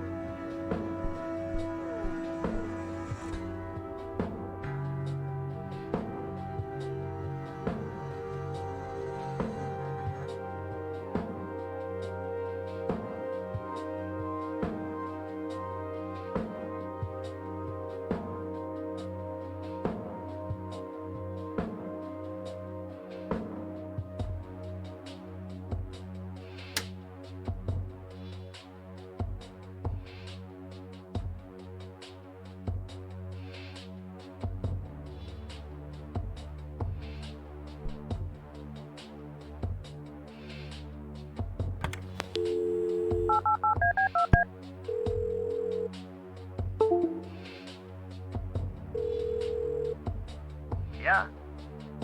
Hey, I'm Kathy. Eileen said to call you about some software. Ellie who? Eileen. Red hair, glasses, speaks so fast her gums ache. Oh, right. I thought her name was Errol. Figured it was kind of a weird name for a girl. You must have a hearing disorder. You must have a thinking disorder. Burn! Wow, just wow. So, the software? Oh, yeah. No, can't. Not really. I knew she was full of shit. Nah, I mean, sure, I used to be able to get pirated software, but not anymore. There was this misunderstanding and my network privileges were revoked. Me and Clyde, the campus IT guy, don't really see eye to eye. We used to play bocce together, and let's just say he is one sore loser. Can't you just patch things up with the guy? No way! He's such an ass! He even thinks TNG is better than the original series. He thinks the what is better than the what? I know, right? Can you believe that guy? Can't you just hack your way back in somehow? Isn't that what you do? You blocked the Ethernet port in my room. I don't even have physical access. Don't you ever leave your room? Use a computer in the library or something. Aren't they connected to the network? No, there are cameras in there. Clyde is just waiting for me to make a move so he can get me expelled. You call yourself a hacker? Just use your brain, for Christ's sake. Let's figure this out. Wow, you're so sassy, Nancy Drew. Well, okay, only an admin account can change the access port. The only way to even theoretically crack one would be if Clyde logged onto a machine to which we have unrestricted physical access. And... ooh, I got an idea. I'm not gonna like this. Well, what you could do is intentionally crash your PC. That sounds especially stupid. Well, not crash it. Just crash it a little, then call Clyde. Clyde will come over to fix it. If you're lucky, then he'll log onto the network using his admin account. Afterwards, you can use some of my tools to find and crack the password locally. Worth a shot, I guess. Okay, you can come over and set it up. No way. I have severe IBS, it just wouldn't work. IBS? What the hell is that? You seriously don't want to know.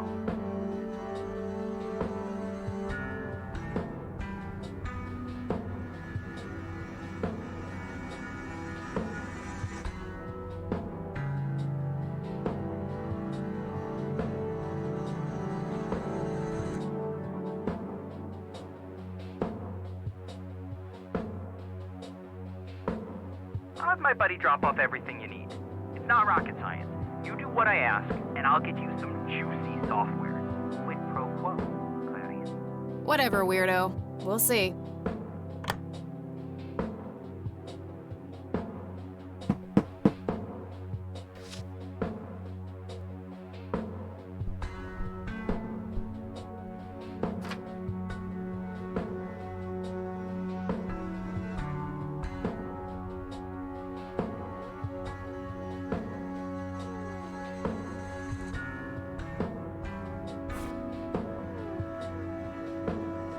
There was a floppy disk in there with a note taped to the back.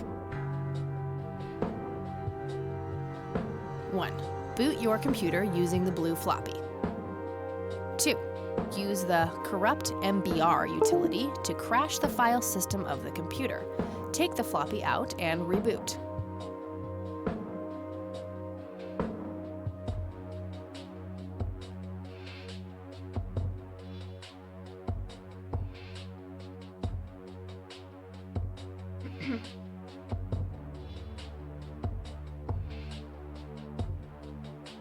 Three, call Clyde at 555-8181, tell him your computer crashed, and give him the error code on the screen. He'll come over and have a look. 4, now comes the crucial part. You need to somehow make him log on with his admin account. 5, reboot and retrieve the admin credentials using the blue floppy. 6, reboot and log on using Clyde's admin account. 7, look for some kind of tool to remotely open my Ethernet port. Dorm B, room 8. That's it. And remember, if you mess up somewhere, just call Clyde, and he'll have to take care of it. It's his job, after all.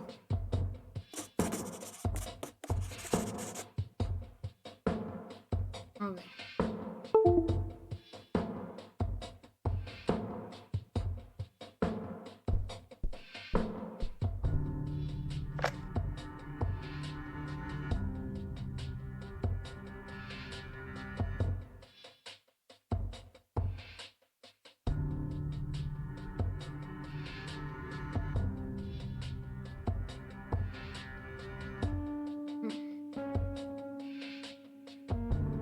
Corromper, ¿no?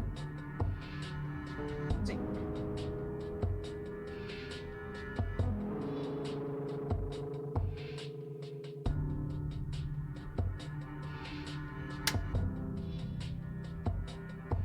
All right, time for some expert help.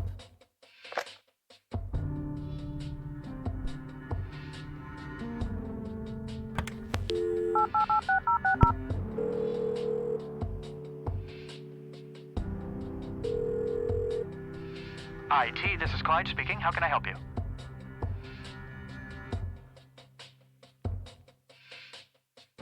I, kind of forgot my username. Well, it's real easy. It's the first letter of your first name followed by your last name. So Jane Doe would be J Doe.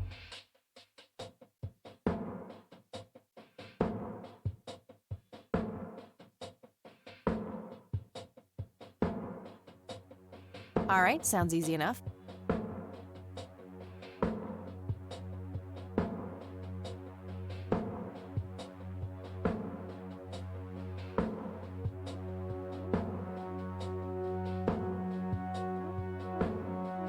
Hi, I need you to come and fix my roommate's computer. What seems to be the problem?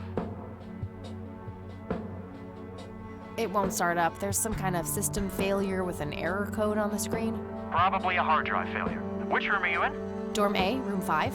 I'll be there in a few minutes. Thanks.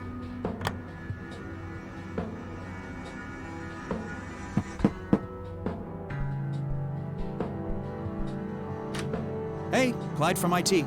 Hi, come in.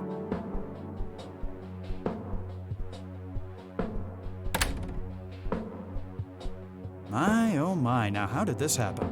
I have no idea. It was like this when I started it up this morning. Let's have a look.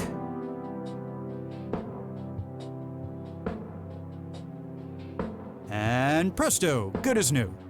That's perfect. Could you try logging on real quick just to make sure it works? You go ahead, I'll wait.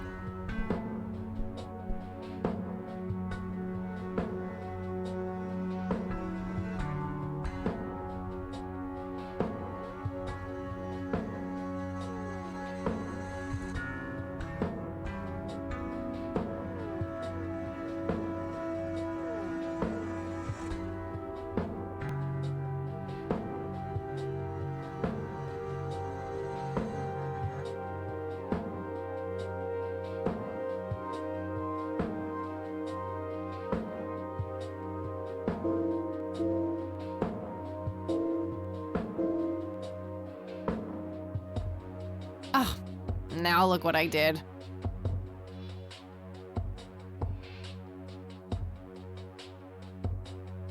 For crying out loud. Let me try to log in with my account. Okay, everything seems to be in order. I've unlocked your account. Please, try not to break anything else. Oh, I'll try.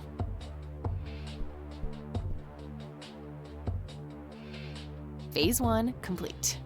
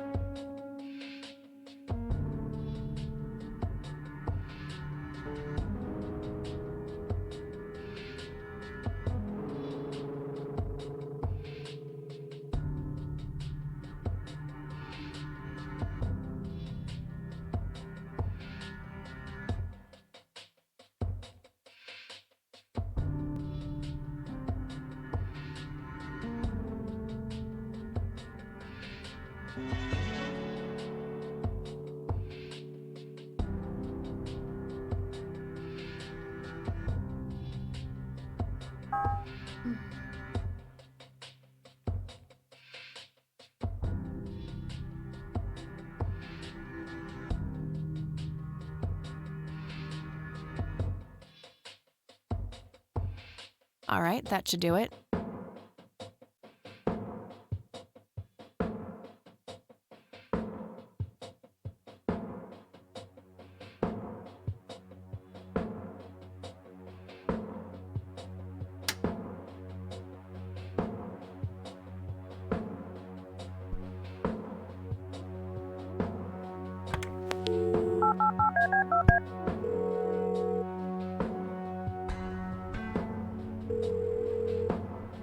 ya. Guess what?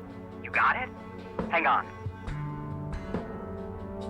Oh man, I could kiss you!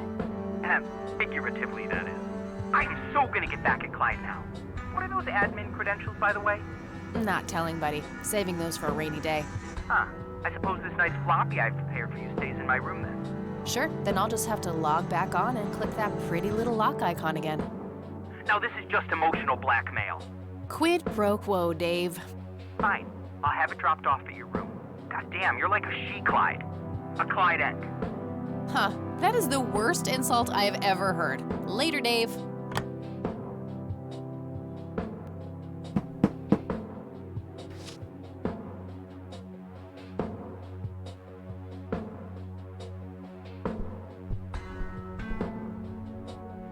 I'll just get rid of these notes now. I don't need them anymore.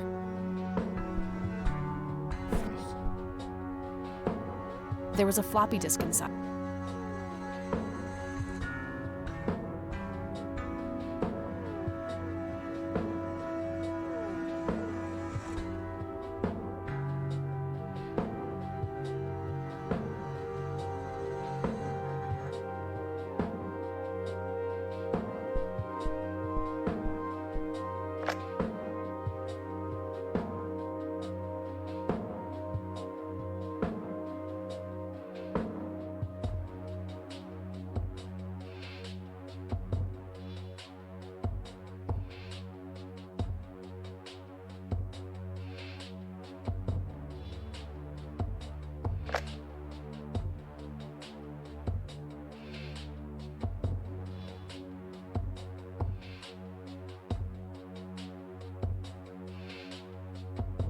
It's labeled boot. It's labeled tools.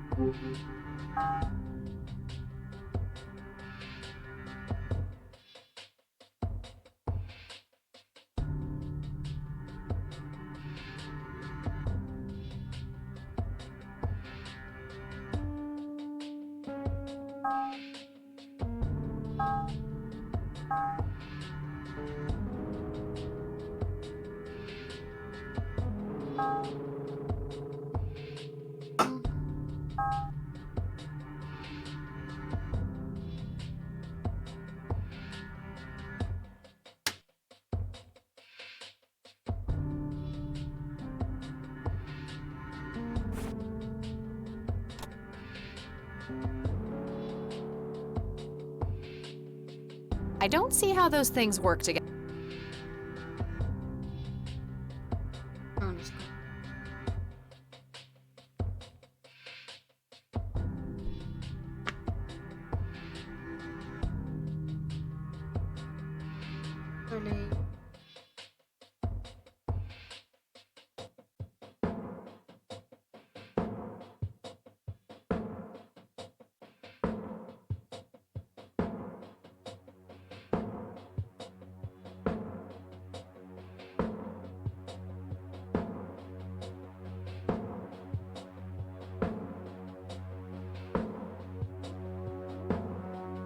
I don't see how those things.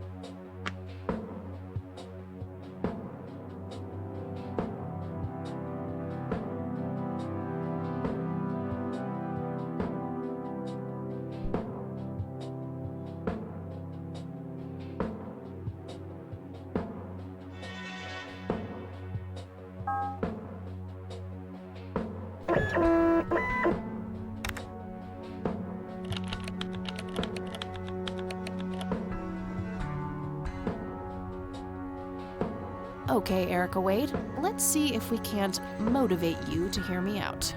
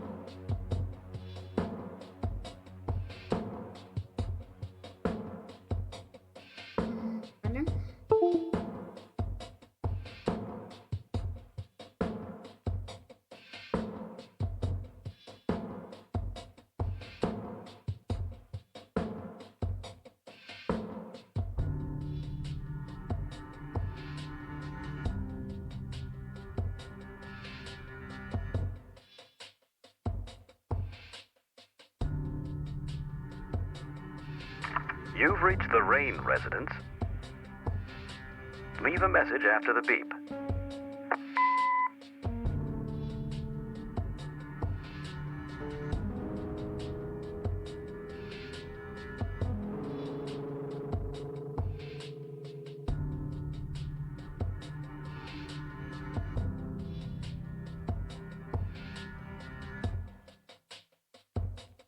Hello, Joseph, Mrs. Rain. It's me, Charles. I thought I'd give you a call. Erica just had her firstborn. It's a boy. Thankfully, he looks nothing like his father. Listen, I was thinking maybe you'd like to come and visit. And what about your little Kathy? Maybe she wants to see the baby. Well, anyways, I hope to see you soon. All the best. Bye.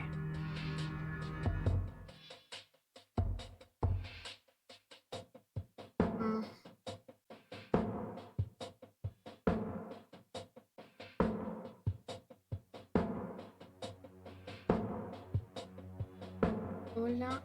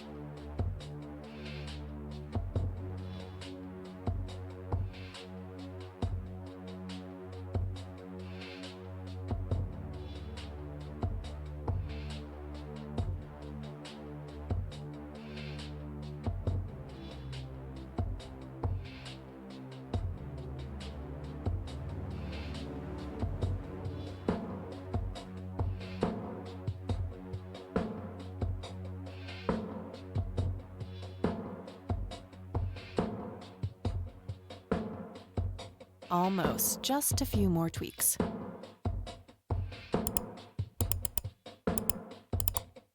That should work.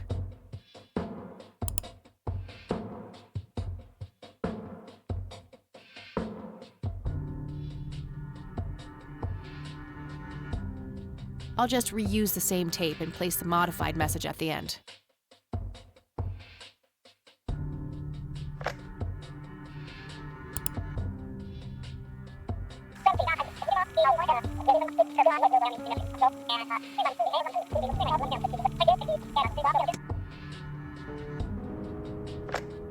All right, the forged message should now be at the end of the original tape.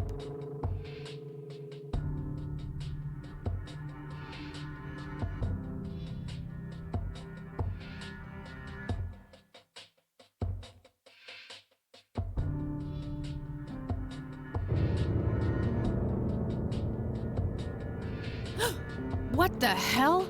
Calm down, Kathy. Think. Just think. It has to be some sick joke left in the program by Dave. Yeah, that must be it. He is one twisted fuck.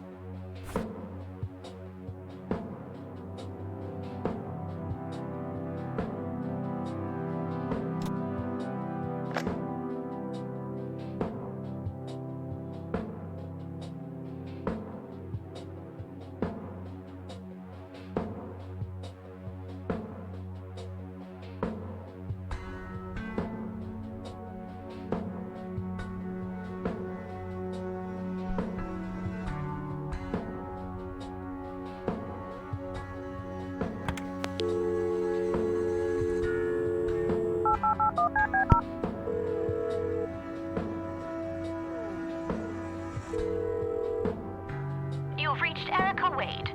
Leave a message after the beep.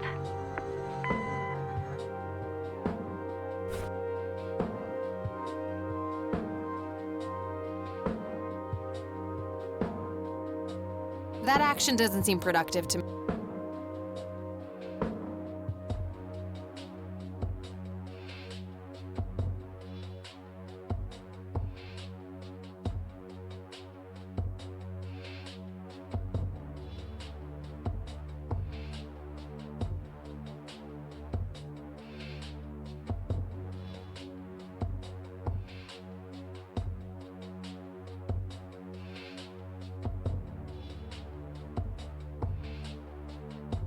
Hello, Erica.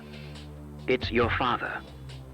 Call Kathy Rain and give her what she wants. Bye.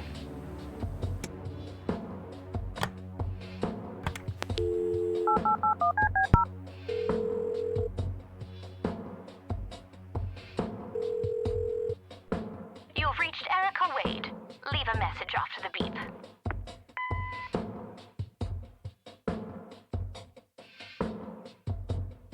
Hi, Erica. This is Kathy Rain. I spoke to your father. He asked me to get in touch with you and said he would call ahead. You can reach me at 555-8352. Bye.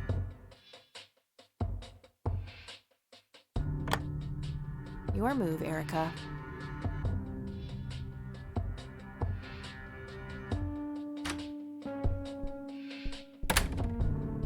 Oh, hello there, Mildred. Hi yourself, Agatha. What? How'd you... Oh, never mind. I know your social security number, too.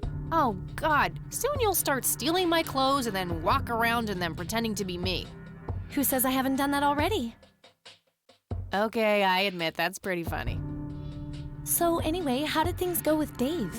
Pretty good. I had to sabotage your computer. You had to what? Oh, chill outie. It was just a tiny little thing. I just needed an excuse for the IT guy to come by so I could steal his password. Clyde?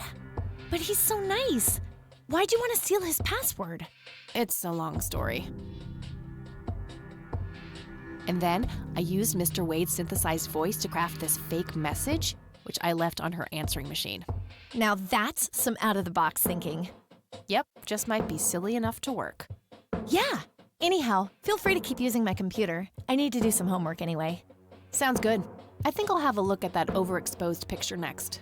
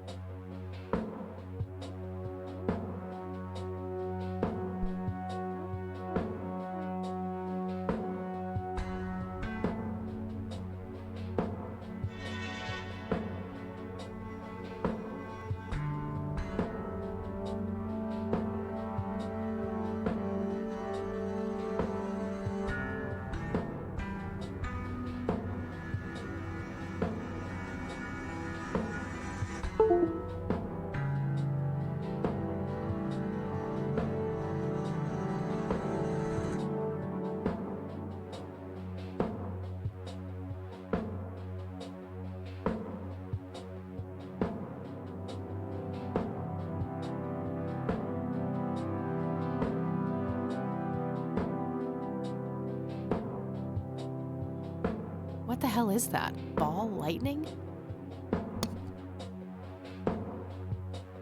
I'll print the whole picture for now, but there's probably more to find.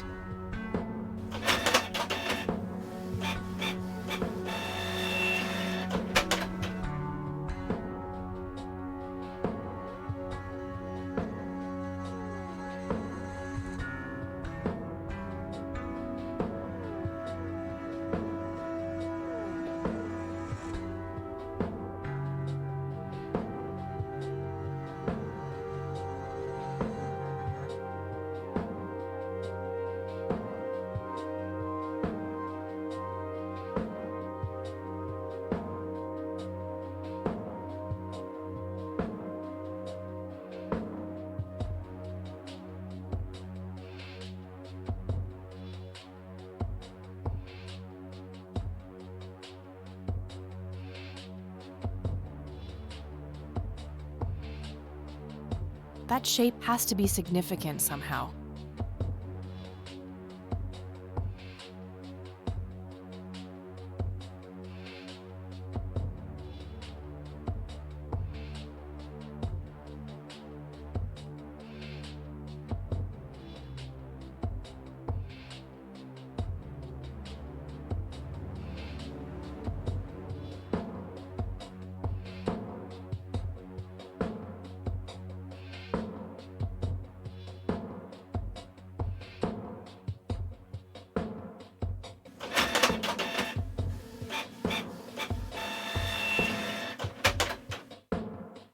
Okay, I'm pretty sure that's all there is to find in this picture.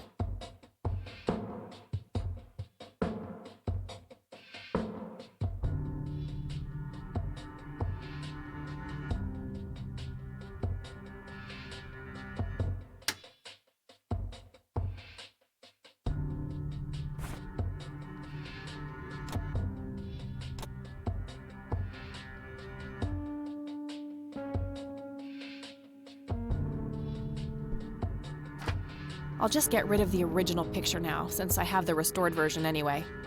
Strange. Now that I look at them, the lights remind me of something I picked up yesterday.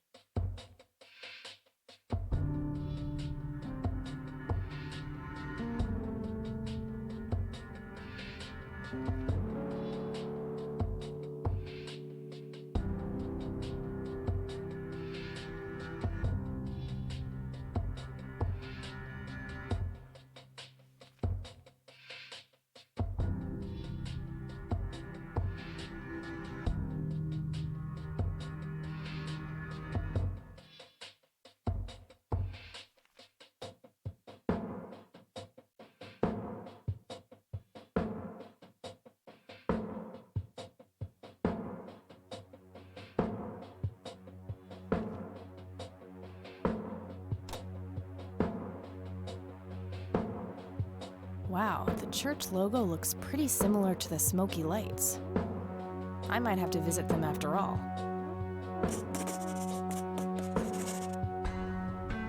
Hey, E, come check this out.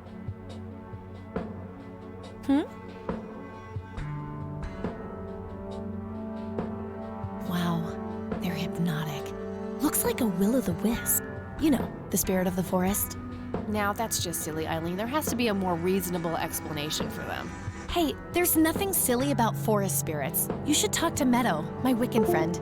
She's really opened my eyes about these sort of things.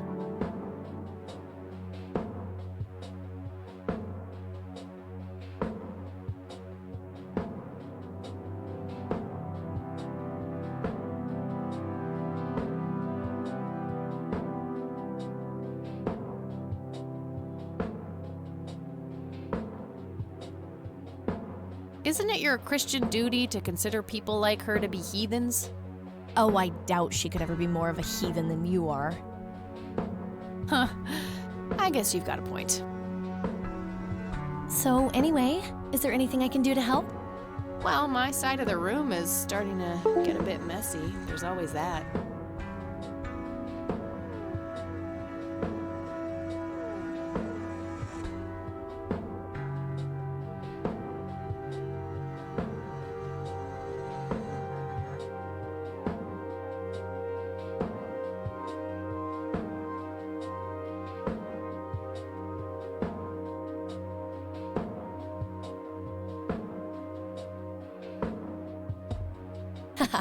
I meant with the investigation, silly.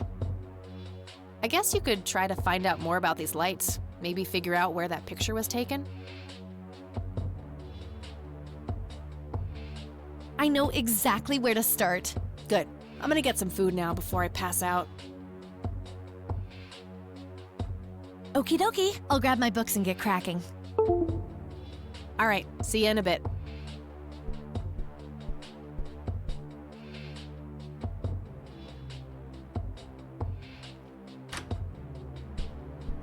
Hey. Hey! So, any progress with the search? Yeah, I was able to identify that flower. It's called the red scythe, or Rosea falcus. I discovered that there was a small nature reserve near Conwell Springs, which was established in '89. The red scythe is on their list of endangered plants. I made a photocopy of the botany book page in case you want it later. That's something. I should go check it out. Maybe I can narrow down the place where that picture was taken. And, good work, Eileen.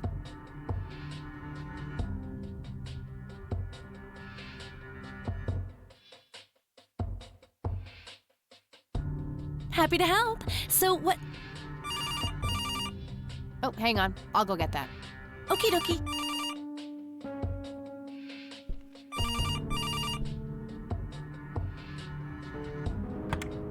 Hello? This is Erica Wade calling for Kathy Rain. Speaking. Miss Rain, this is terribly awkward. I realize now how rude I was before. I wanted to apologize and ask if there is anything I can do. Apology accepted. You can start by answering a few questions. Very well. Do you know anything about what happened to my grandfather that night in '81? Not really, no. But what I do know is how it destroyed Father. It did? Oh, yes. The two of them were great friends once. And when Joseph was hurt, they hadn't been talking for some time.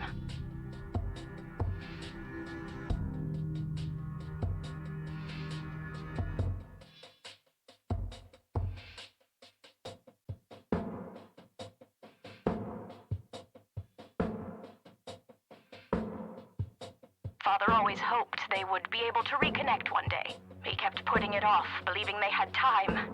But in the end, it never happened. So, what were things like back when they were still good friends? Oh, they were like peas in a pod. Always sharing their war stories and laughing together.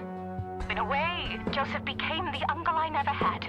He was around a lot when Father went out on business trips. Later on, I even met you a few times, when you were just a baby.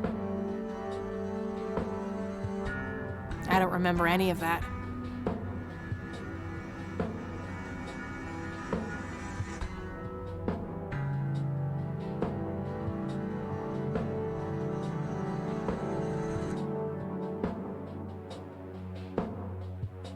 Oh, no matter, you was so little then.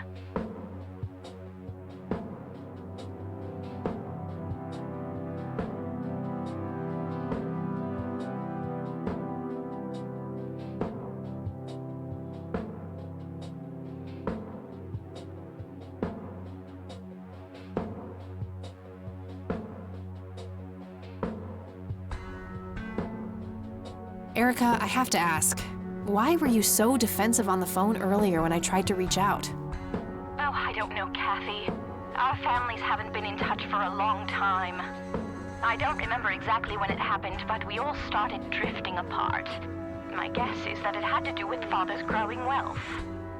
Friendship needs common ground, and we started living in different worlds. What happened to your grandfather was the final nail in the coffin. Father just couldn't bear seeing him like that, neither alive nor dead. What do you know about Lily Myers? She was a young artist who lived somewhere in Conwell Springs. Killed herself, if I recall correctly. Dreadful thing. But other than that, not much. We never knew the family. Do you recognize the nickname Cocky? It may be an Air Force call sign. I can't say that I do. Father had many friends in the Air Force, but no one I can recall by that name. What can you tell me about Mr. Wade? My father is a great man. He has so many ideas, so much left to realize, which makes it hurt so much more to see him like this. See him like what? The illness and everything, of course. Right. Yeah, it must be hard. Oh, yes, indeed. I wish he wouldn't be so stubborn with his treatment.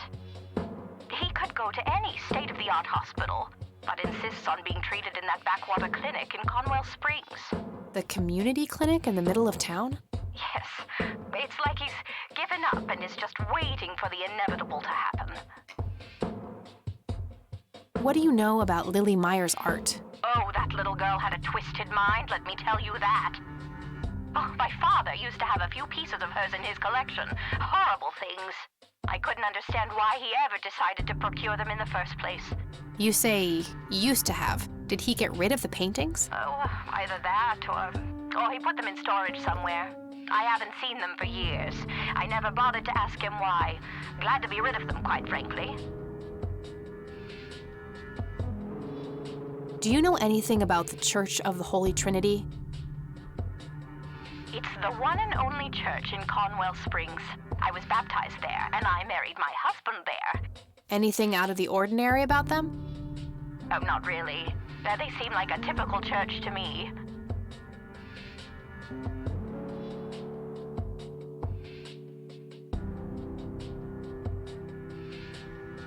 Okay, that's all I needed.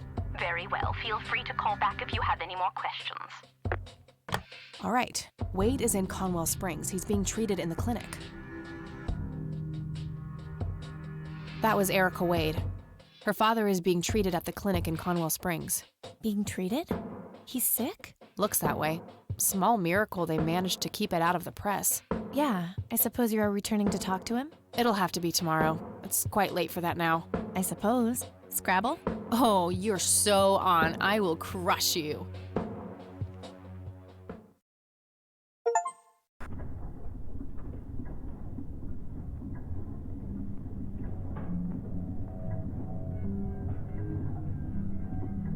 Turning your pawn into a queen, is that the plan, buddy boy? You know me, I'm always playing the long game, old friend. That may be, but you're running out of pieces. First you lost your queen, then your knight. All that matters is the king.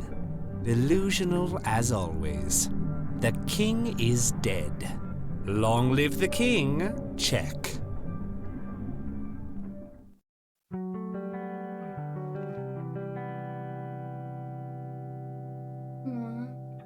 Good morning, sunshine.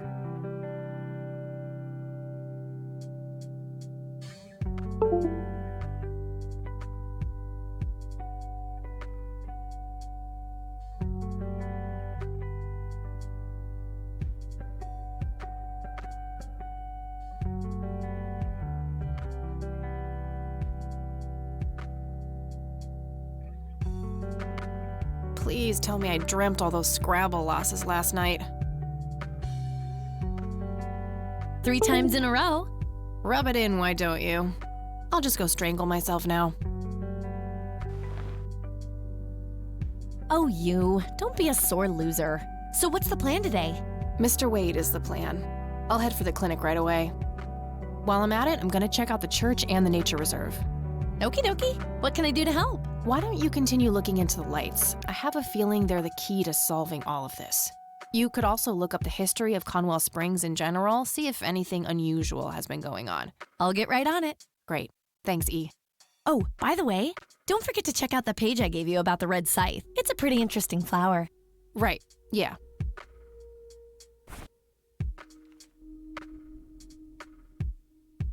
It's a photocopy of a book page with information about the red scythe flower. Here's an interesting segment. Another interesting trait of the red scythe is the smell, which is familiar to that of a pepper.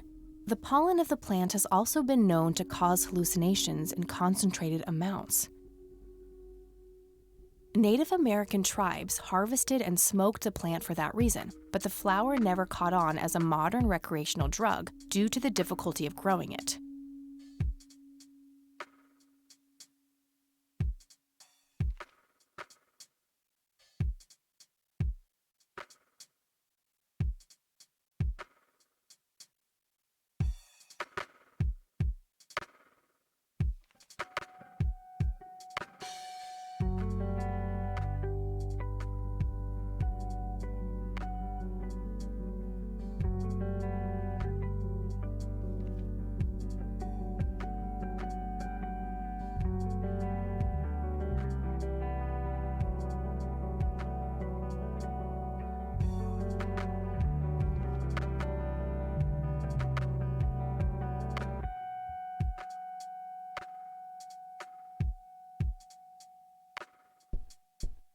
All right, I'm off. Peace out, E.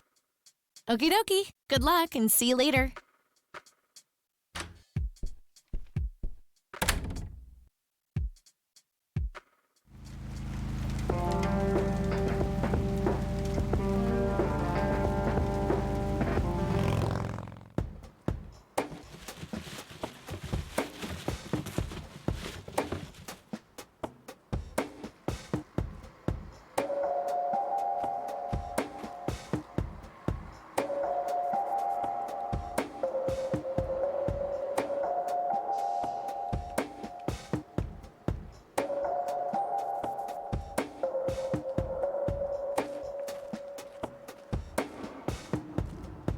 We meet again, Mr. Homeless Guy. Homeless? That's the worst thing I ever heard of, and totally untrue. So, what's up with the trash can? Digging for treasure? Well, I'm just going through a rough patch. By the way, you owe me $10. Nah, you agreed to 7. You're busting my balls here. Better get those balls checked out in this clinic then. So cold. Like a stake through the heart. What do they call you anyway? Gober. Everyone calls me Gober. All right. I'm Kathy. Pleasure to meet you. So, what's your story anyway? My story? Yeah. Don't all bums have a story? For your information, this is all just a dry streak in my showbiz career. Is that so? I don't recognize you at all. I used to have more hair. That I actually believe. Come on, man. Frankie Gold is my stage name. Surely you must have heard of me. Not really, no. Oh, come on. I have starred in dozens of Hollywood movies. The Silencer to Lambert, Jacob's Bladder, The Usual Surprises, Natural Born Killers. Not ringing any bells. Kids these days, no appreciation for quality cinema. Breaks my heart. So, tell me about this acting career of yours. What about it? Tell me about The Silence of Lambert. Lawrence Lambert, a real estate agent, suddenly turns mute overnight. For weeks, he tries to communicate with customers using a self-invented sign language, only to realize that true love needs no communication at all. He marries his housekeeper, who only knows 2 words in English, yes and clean. In the end, Lawrence dies of a heart attack in the arms of his lovely wife, Consuelo Lambert Vasquez, based on a true story. I'm not sure I want to know what Jacob's bladder is about, but I'm gonna ask anyway. Jacob's bladder. The tragic story of Jacob Cobb, a schizophrenic man who forms an imaginary romantic relationship with his bladder. During long and joyful monologues on the can, he starts referring to his nether regions by the name of Jenny. Sadly, before Jacob has a chance to elope with his sweetheart, he gets committed to an asylum due to increasingly erratic behavior. After a big fight with his paramour, Jacob refuses to pee for a week, and he dies from a ruptured bladder. Give me the rundown on The Usual Surprises. A lighthearted comedy taking place during the surprise birthday party of 34-year-old Sid McBacon. The story is told from 8 different perspectives to keep the audience guessing who the protagonist actually is. The movie ends with the biggest surprise of them all. Sid suddenly dies of an epileptic seizure. I guess it's more of a dark comedy. Why do you always die at the end of your movies? Typecasting.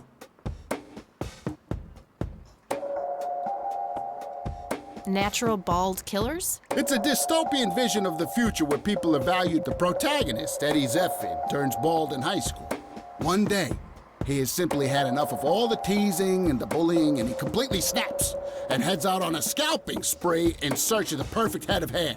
Eddie makes his way to Mexico for an illegal hair transplant. However, he has an adverse reaction to the anesthesia and he dies on the operating table.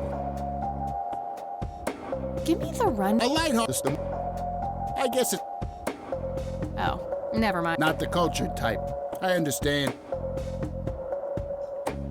I need to ask you a few questions. Sounds serious. Ask away. Do you know what happened to Joseph Rain in '81? I most certainly do. What? Tell me. Are you sure you want to know? Not everyone can handle the truth.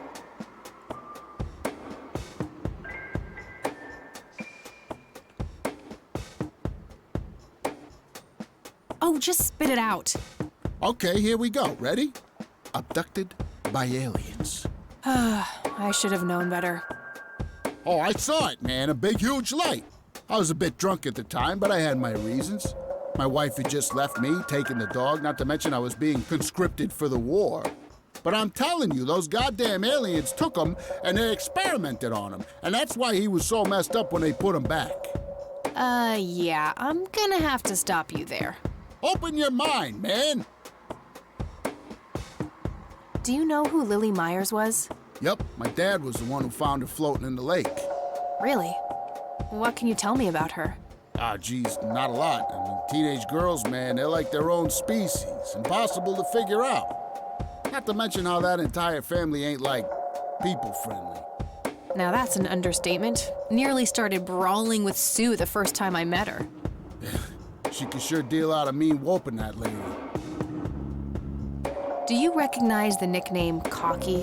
Why, I used to call myself that back in Nam. Oh, how I miss that marvelous youthful ego of mine. Why do I even bother? Do you know who Charles Wade is? Sure, he's been holed up in this clinic for the last couple of weeks. You saw Charles Wade go in there? Well, yeah, I just told you, man. How did he look? Okay, I guess. Still walking, at least. What do you know about Lily Myers' art? Nothing but hearsay. People say it was pretty deranged. What's your opinion on the Church of the Holy Trinity?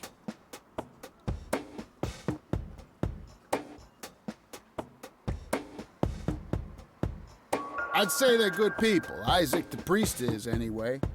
His dad, Father Bill, on the other hand, though, he and the people he had around him were into some weird shit.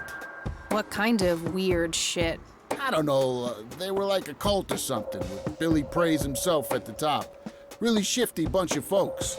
Isaac turned it all around when his dad kicked the bucket, made it a proper church. Interesting. Do you know anyone else who was involved in the old church? Not really. I tried to stay as far away from those people as possible. Ask Isaac about it. He's a friendly guy. All right. I might do that. Okay, that's enough serious questions for now. All righty. Okay, I'm off.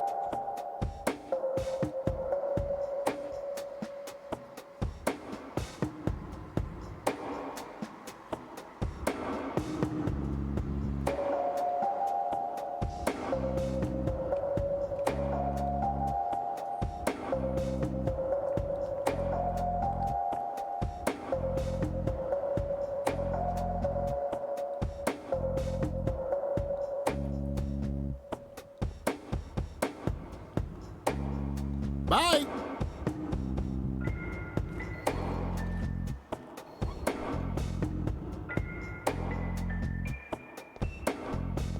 Excuse me, nurse? Hey, nurse! Yeah? They don't pay you much, huh? No shit.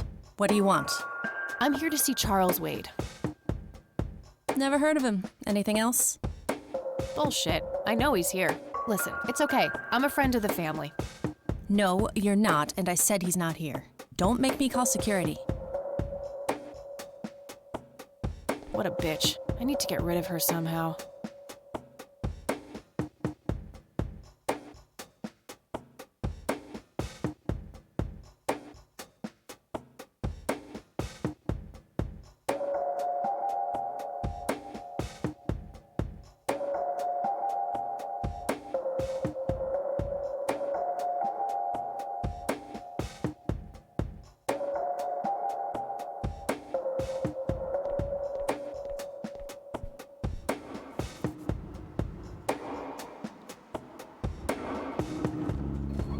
Hey, doofus. Oh, hi! So, how good an actor are you? The best! The very best! You know, that nurse in there, she said she loved you in all those movies, and that she always wished you'd give her a live performance. I knew it. She always gave me these strange looks. I thought it was contempt, but her face must just be cramping up from shyness. Yeah, that's definitely it. She'd love to see you act, I'm sure. I'm gonna have to oblige. Which movie do you think she'd like the best?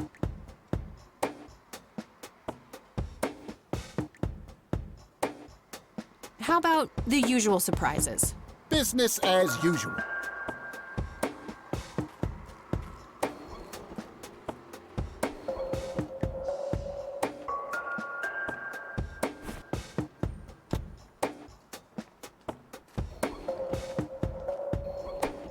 I can't believe you guys did all this for me.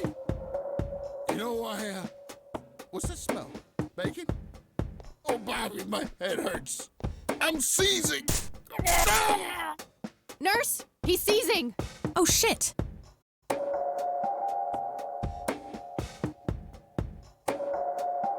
Man, I feel like a total jackass. I'll have to make it up to the poor guy later.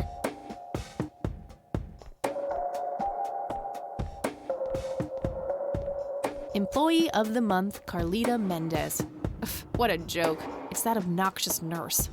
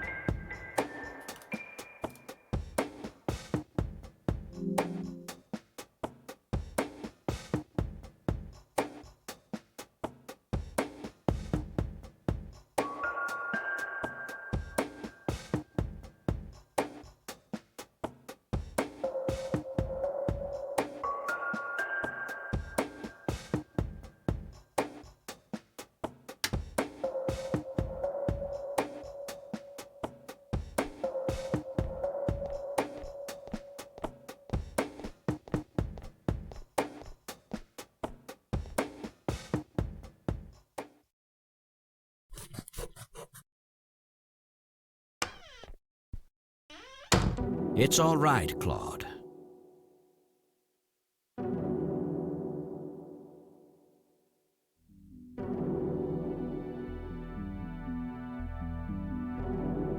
Understood, sir. So, you managed to find me. I did. Well, let's get this over with then. How do you want your pictures? Shall I get some tubes to fill my face with? Will that suffice for your front page? I'm no journalist. Well, not yet anyway.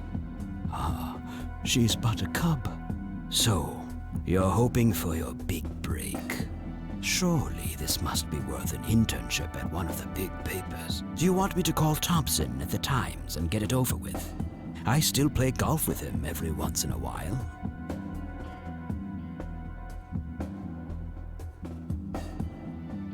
That's not what this is about.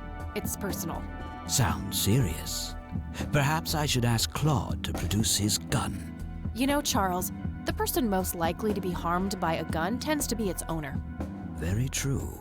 That's something the Japs who captured me learned the hard way. Did my grandfather bail you out then too, or was that one of the few times where he didn't save your sorry ass? Hold on there. Explain yourself. You're willing to listen to something other than your own voice? I'm stunned. I'm Kathy Rain. Joseph was my grandfather. Now I remember. You were at the funeral. I was. You were late. I needed my morning smoke. Besides, it's not like Grandpa was going anywhere.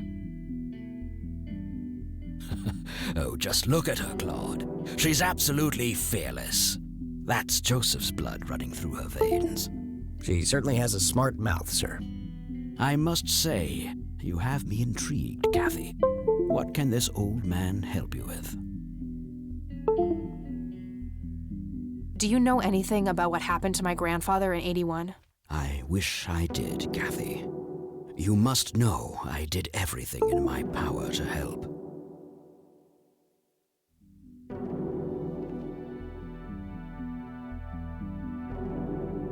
How do you think Mary Elizabeth could afford all that expensive treatment? MRIs, neurologists, say what you will about Joseph, but he was never rich. Strange. Grandma never mentioned that to me. She's just too proud. At first she refused. She was convinced that I had an agenda, that there were strings attached. And were there?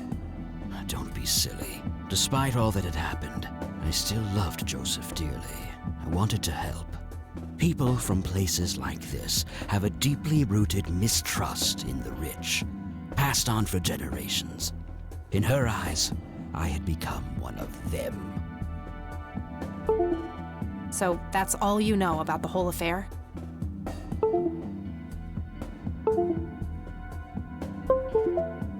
Are you implying that there's more to know? I left the diagnosis to the professionals.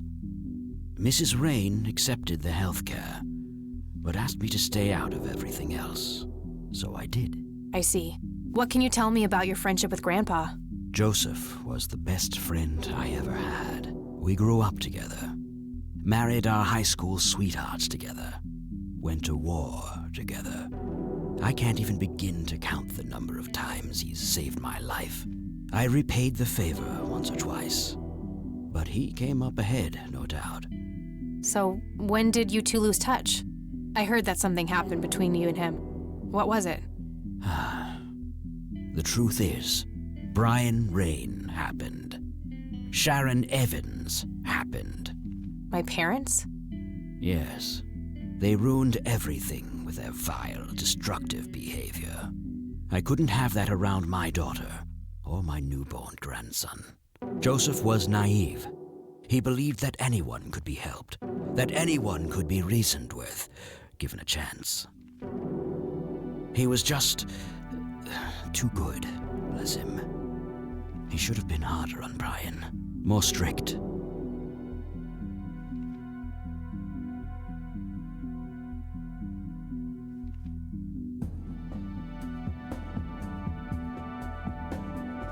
I wouldn't mind teaching my old man some manners myself, wherever he is. Yes, of course. You must understand this better than anyone. People like your father simply cannot grasp how far their bad influence spreads. So our families started drifting apart. Eventually, my company grew much too large for this little town, and we moved on. Not long after that, your grandfather ended up in that wheelchair. That marked the end of our friendship, for obvious reasons. You bought a number of paintings by Lily Myers. Why? I'm known to dabble in art from time to time. Martha, my wife at the time, was enamored with the paintings. I believe she first saw them at the high school which the Myers girl attended. Anyway, after the poor girl killed herself, I bought the paintings speculatively. When a young artist with any talent to speak of commits suicide, it can be a wet dream of certain connoisseurs. Shortly after procuring the art, I had it valued by an expert who determined that the value was 3 times the amount I bought it for. Today, I'm sure I would have made my money back tenfold or more if it wasn't for the art theft. What art theft? There was a burglary at the mansion I used to own here in town. It was all over the local news at the time. Well, shit. Eloquently put.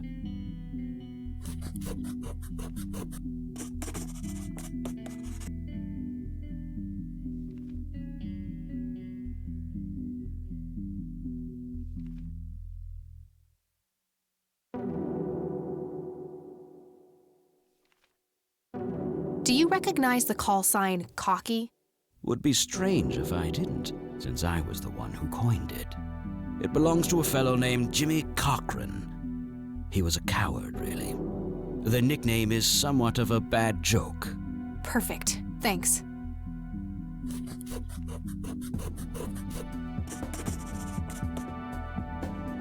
Tell me about Jimmy Cochran. Is he still alive?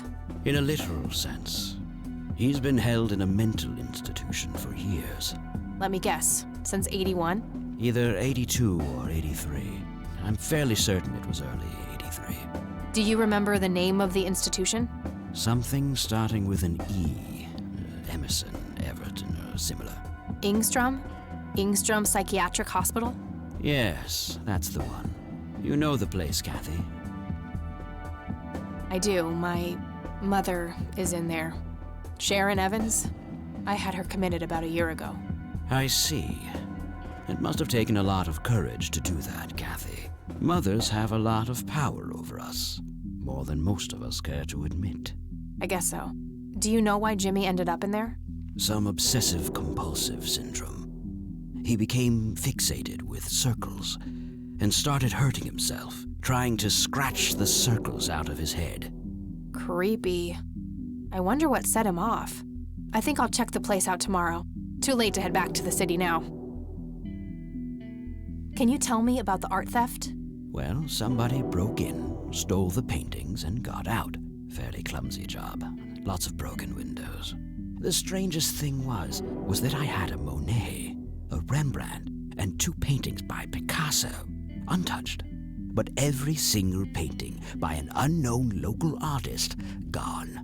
That can't be a coincidence. Agreed. Somebody wanted those paintings badly. I assume there was an investigation.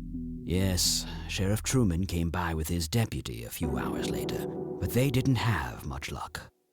They found a few hairs, which turned out to be from Ruffles, the family dog.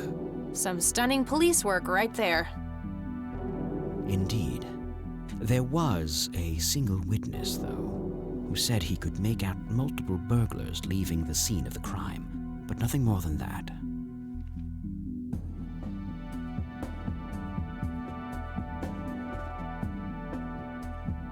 So, I take it the case was closed? Yes. I honestly didn't care much one way or the other, given the fact that my most expensive pieces were safe and sound. I think I'll have a chat with the sheriff about the matter, if that's okay with you. Certainly. I'll call ahead and instruct him to give you everything you need. That'd be great. Thanks, Charles. Anytime. But I'm curious, what's your interest in the paintings?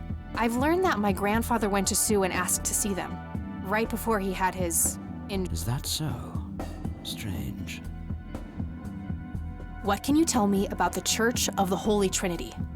They seem like any other church to me. But then again, I'm not their usual clientele. Weddings, baptisms, and funerals are just about what I can muster. And I always leave early.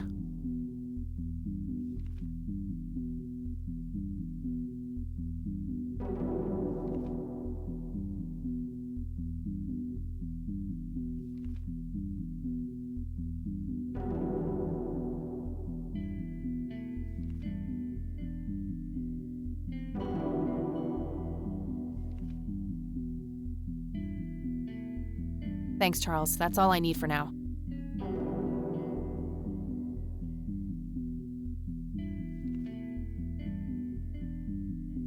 You're welcome, Kathy. Come back anytime.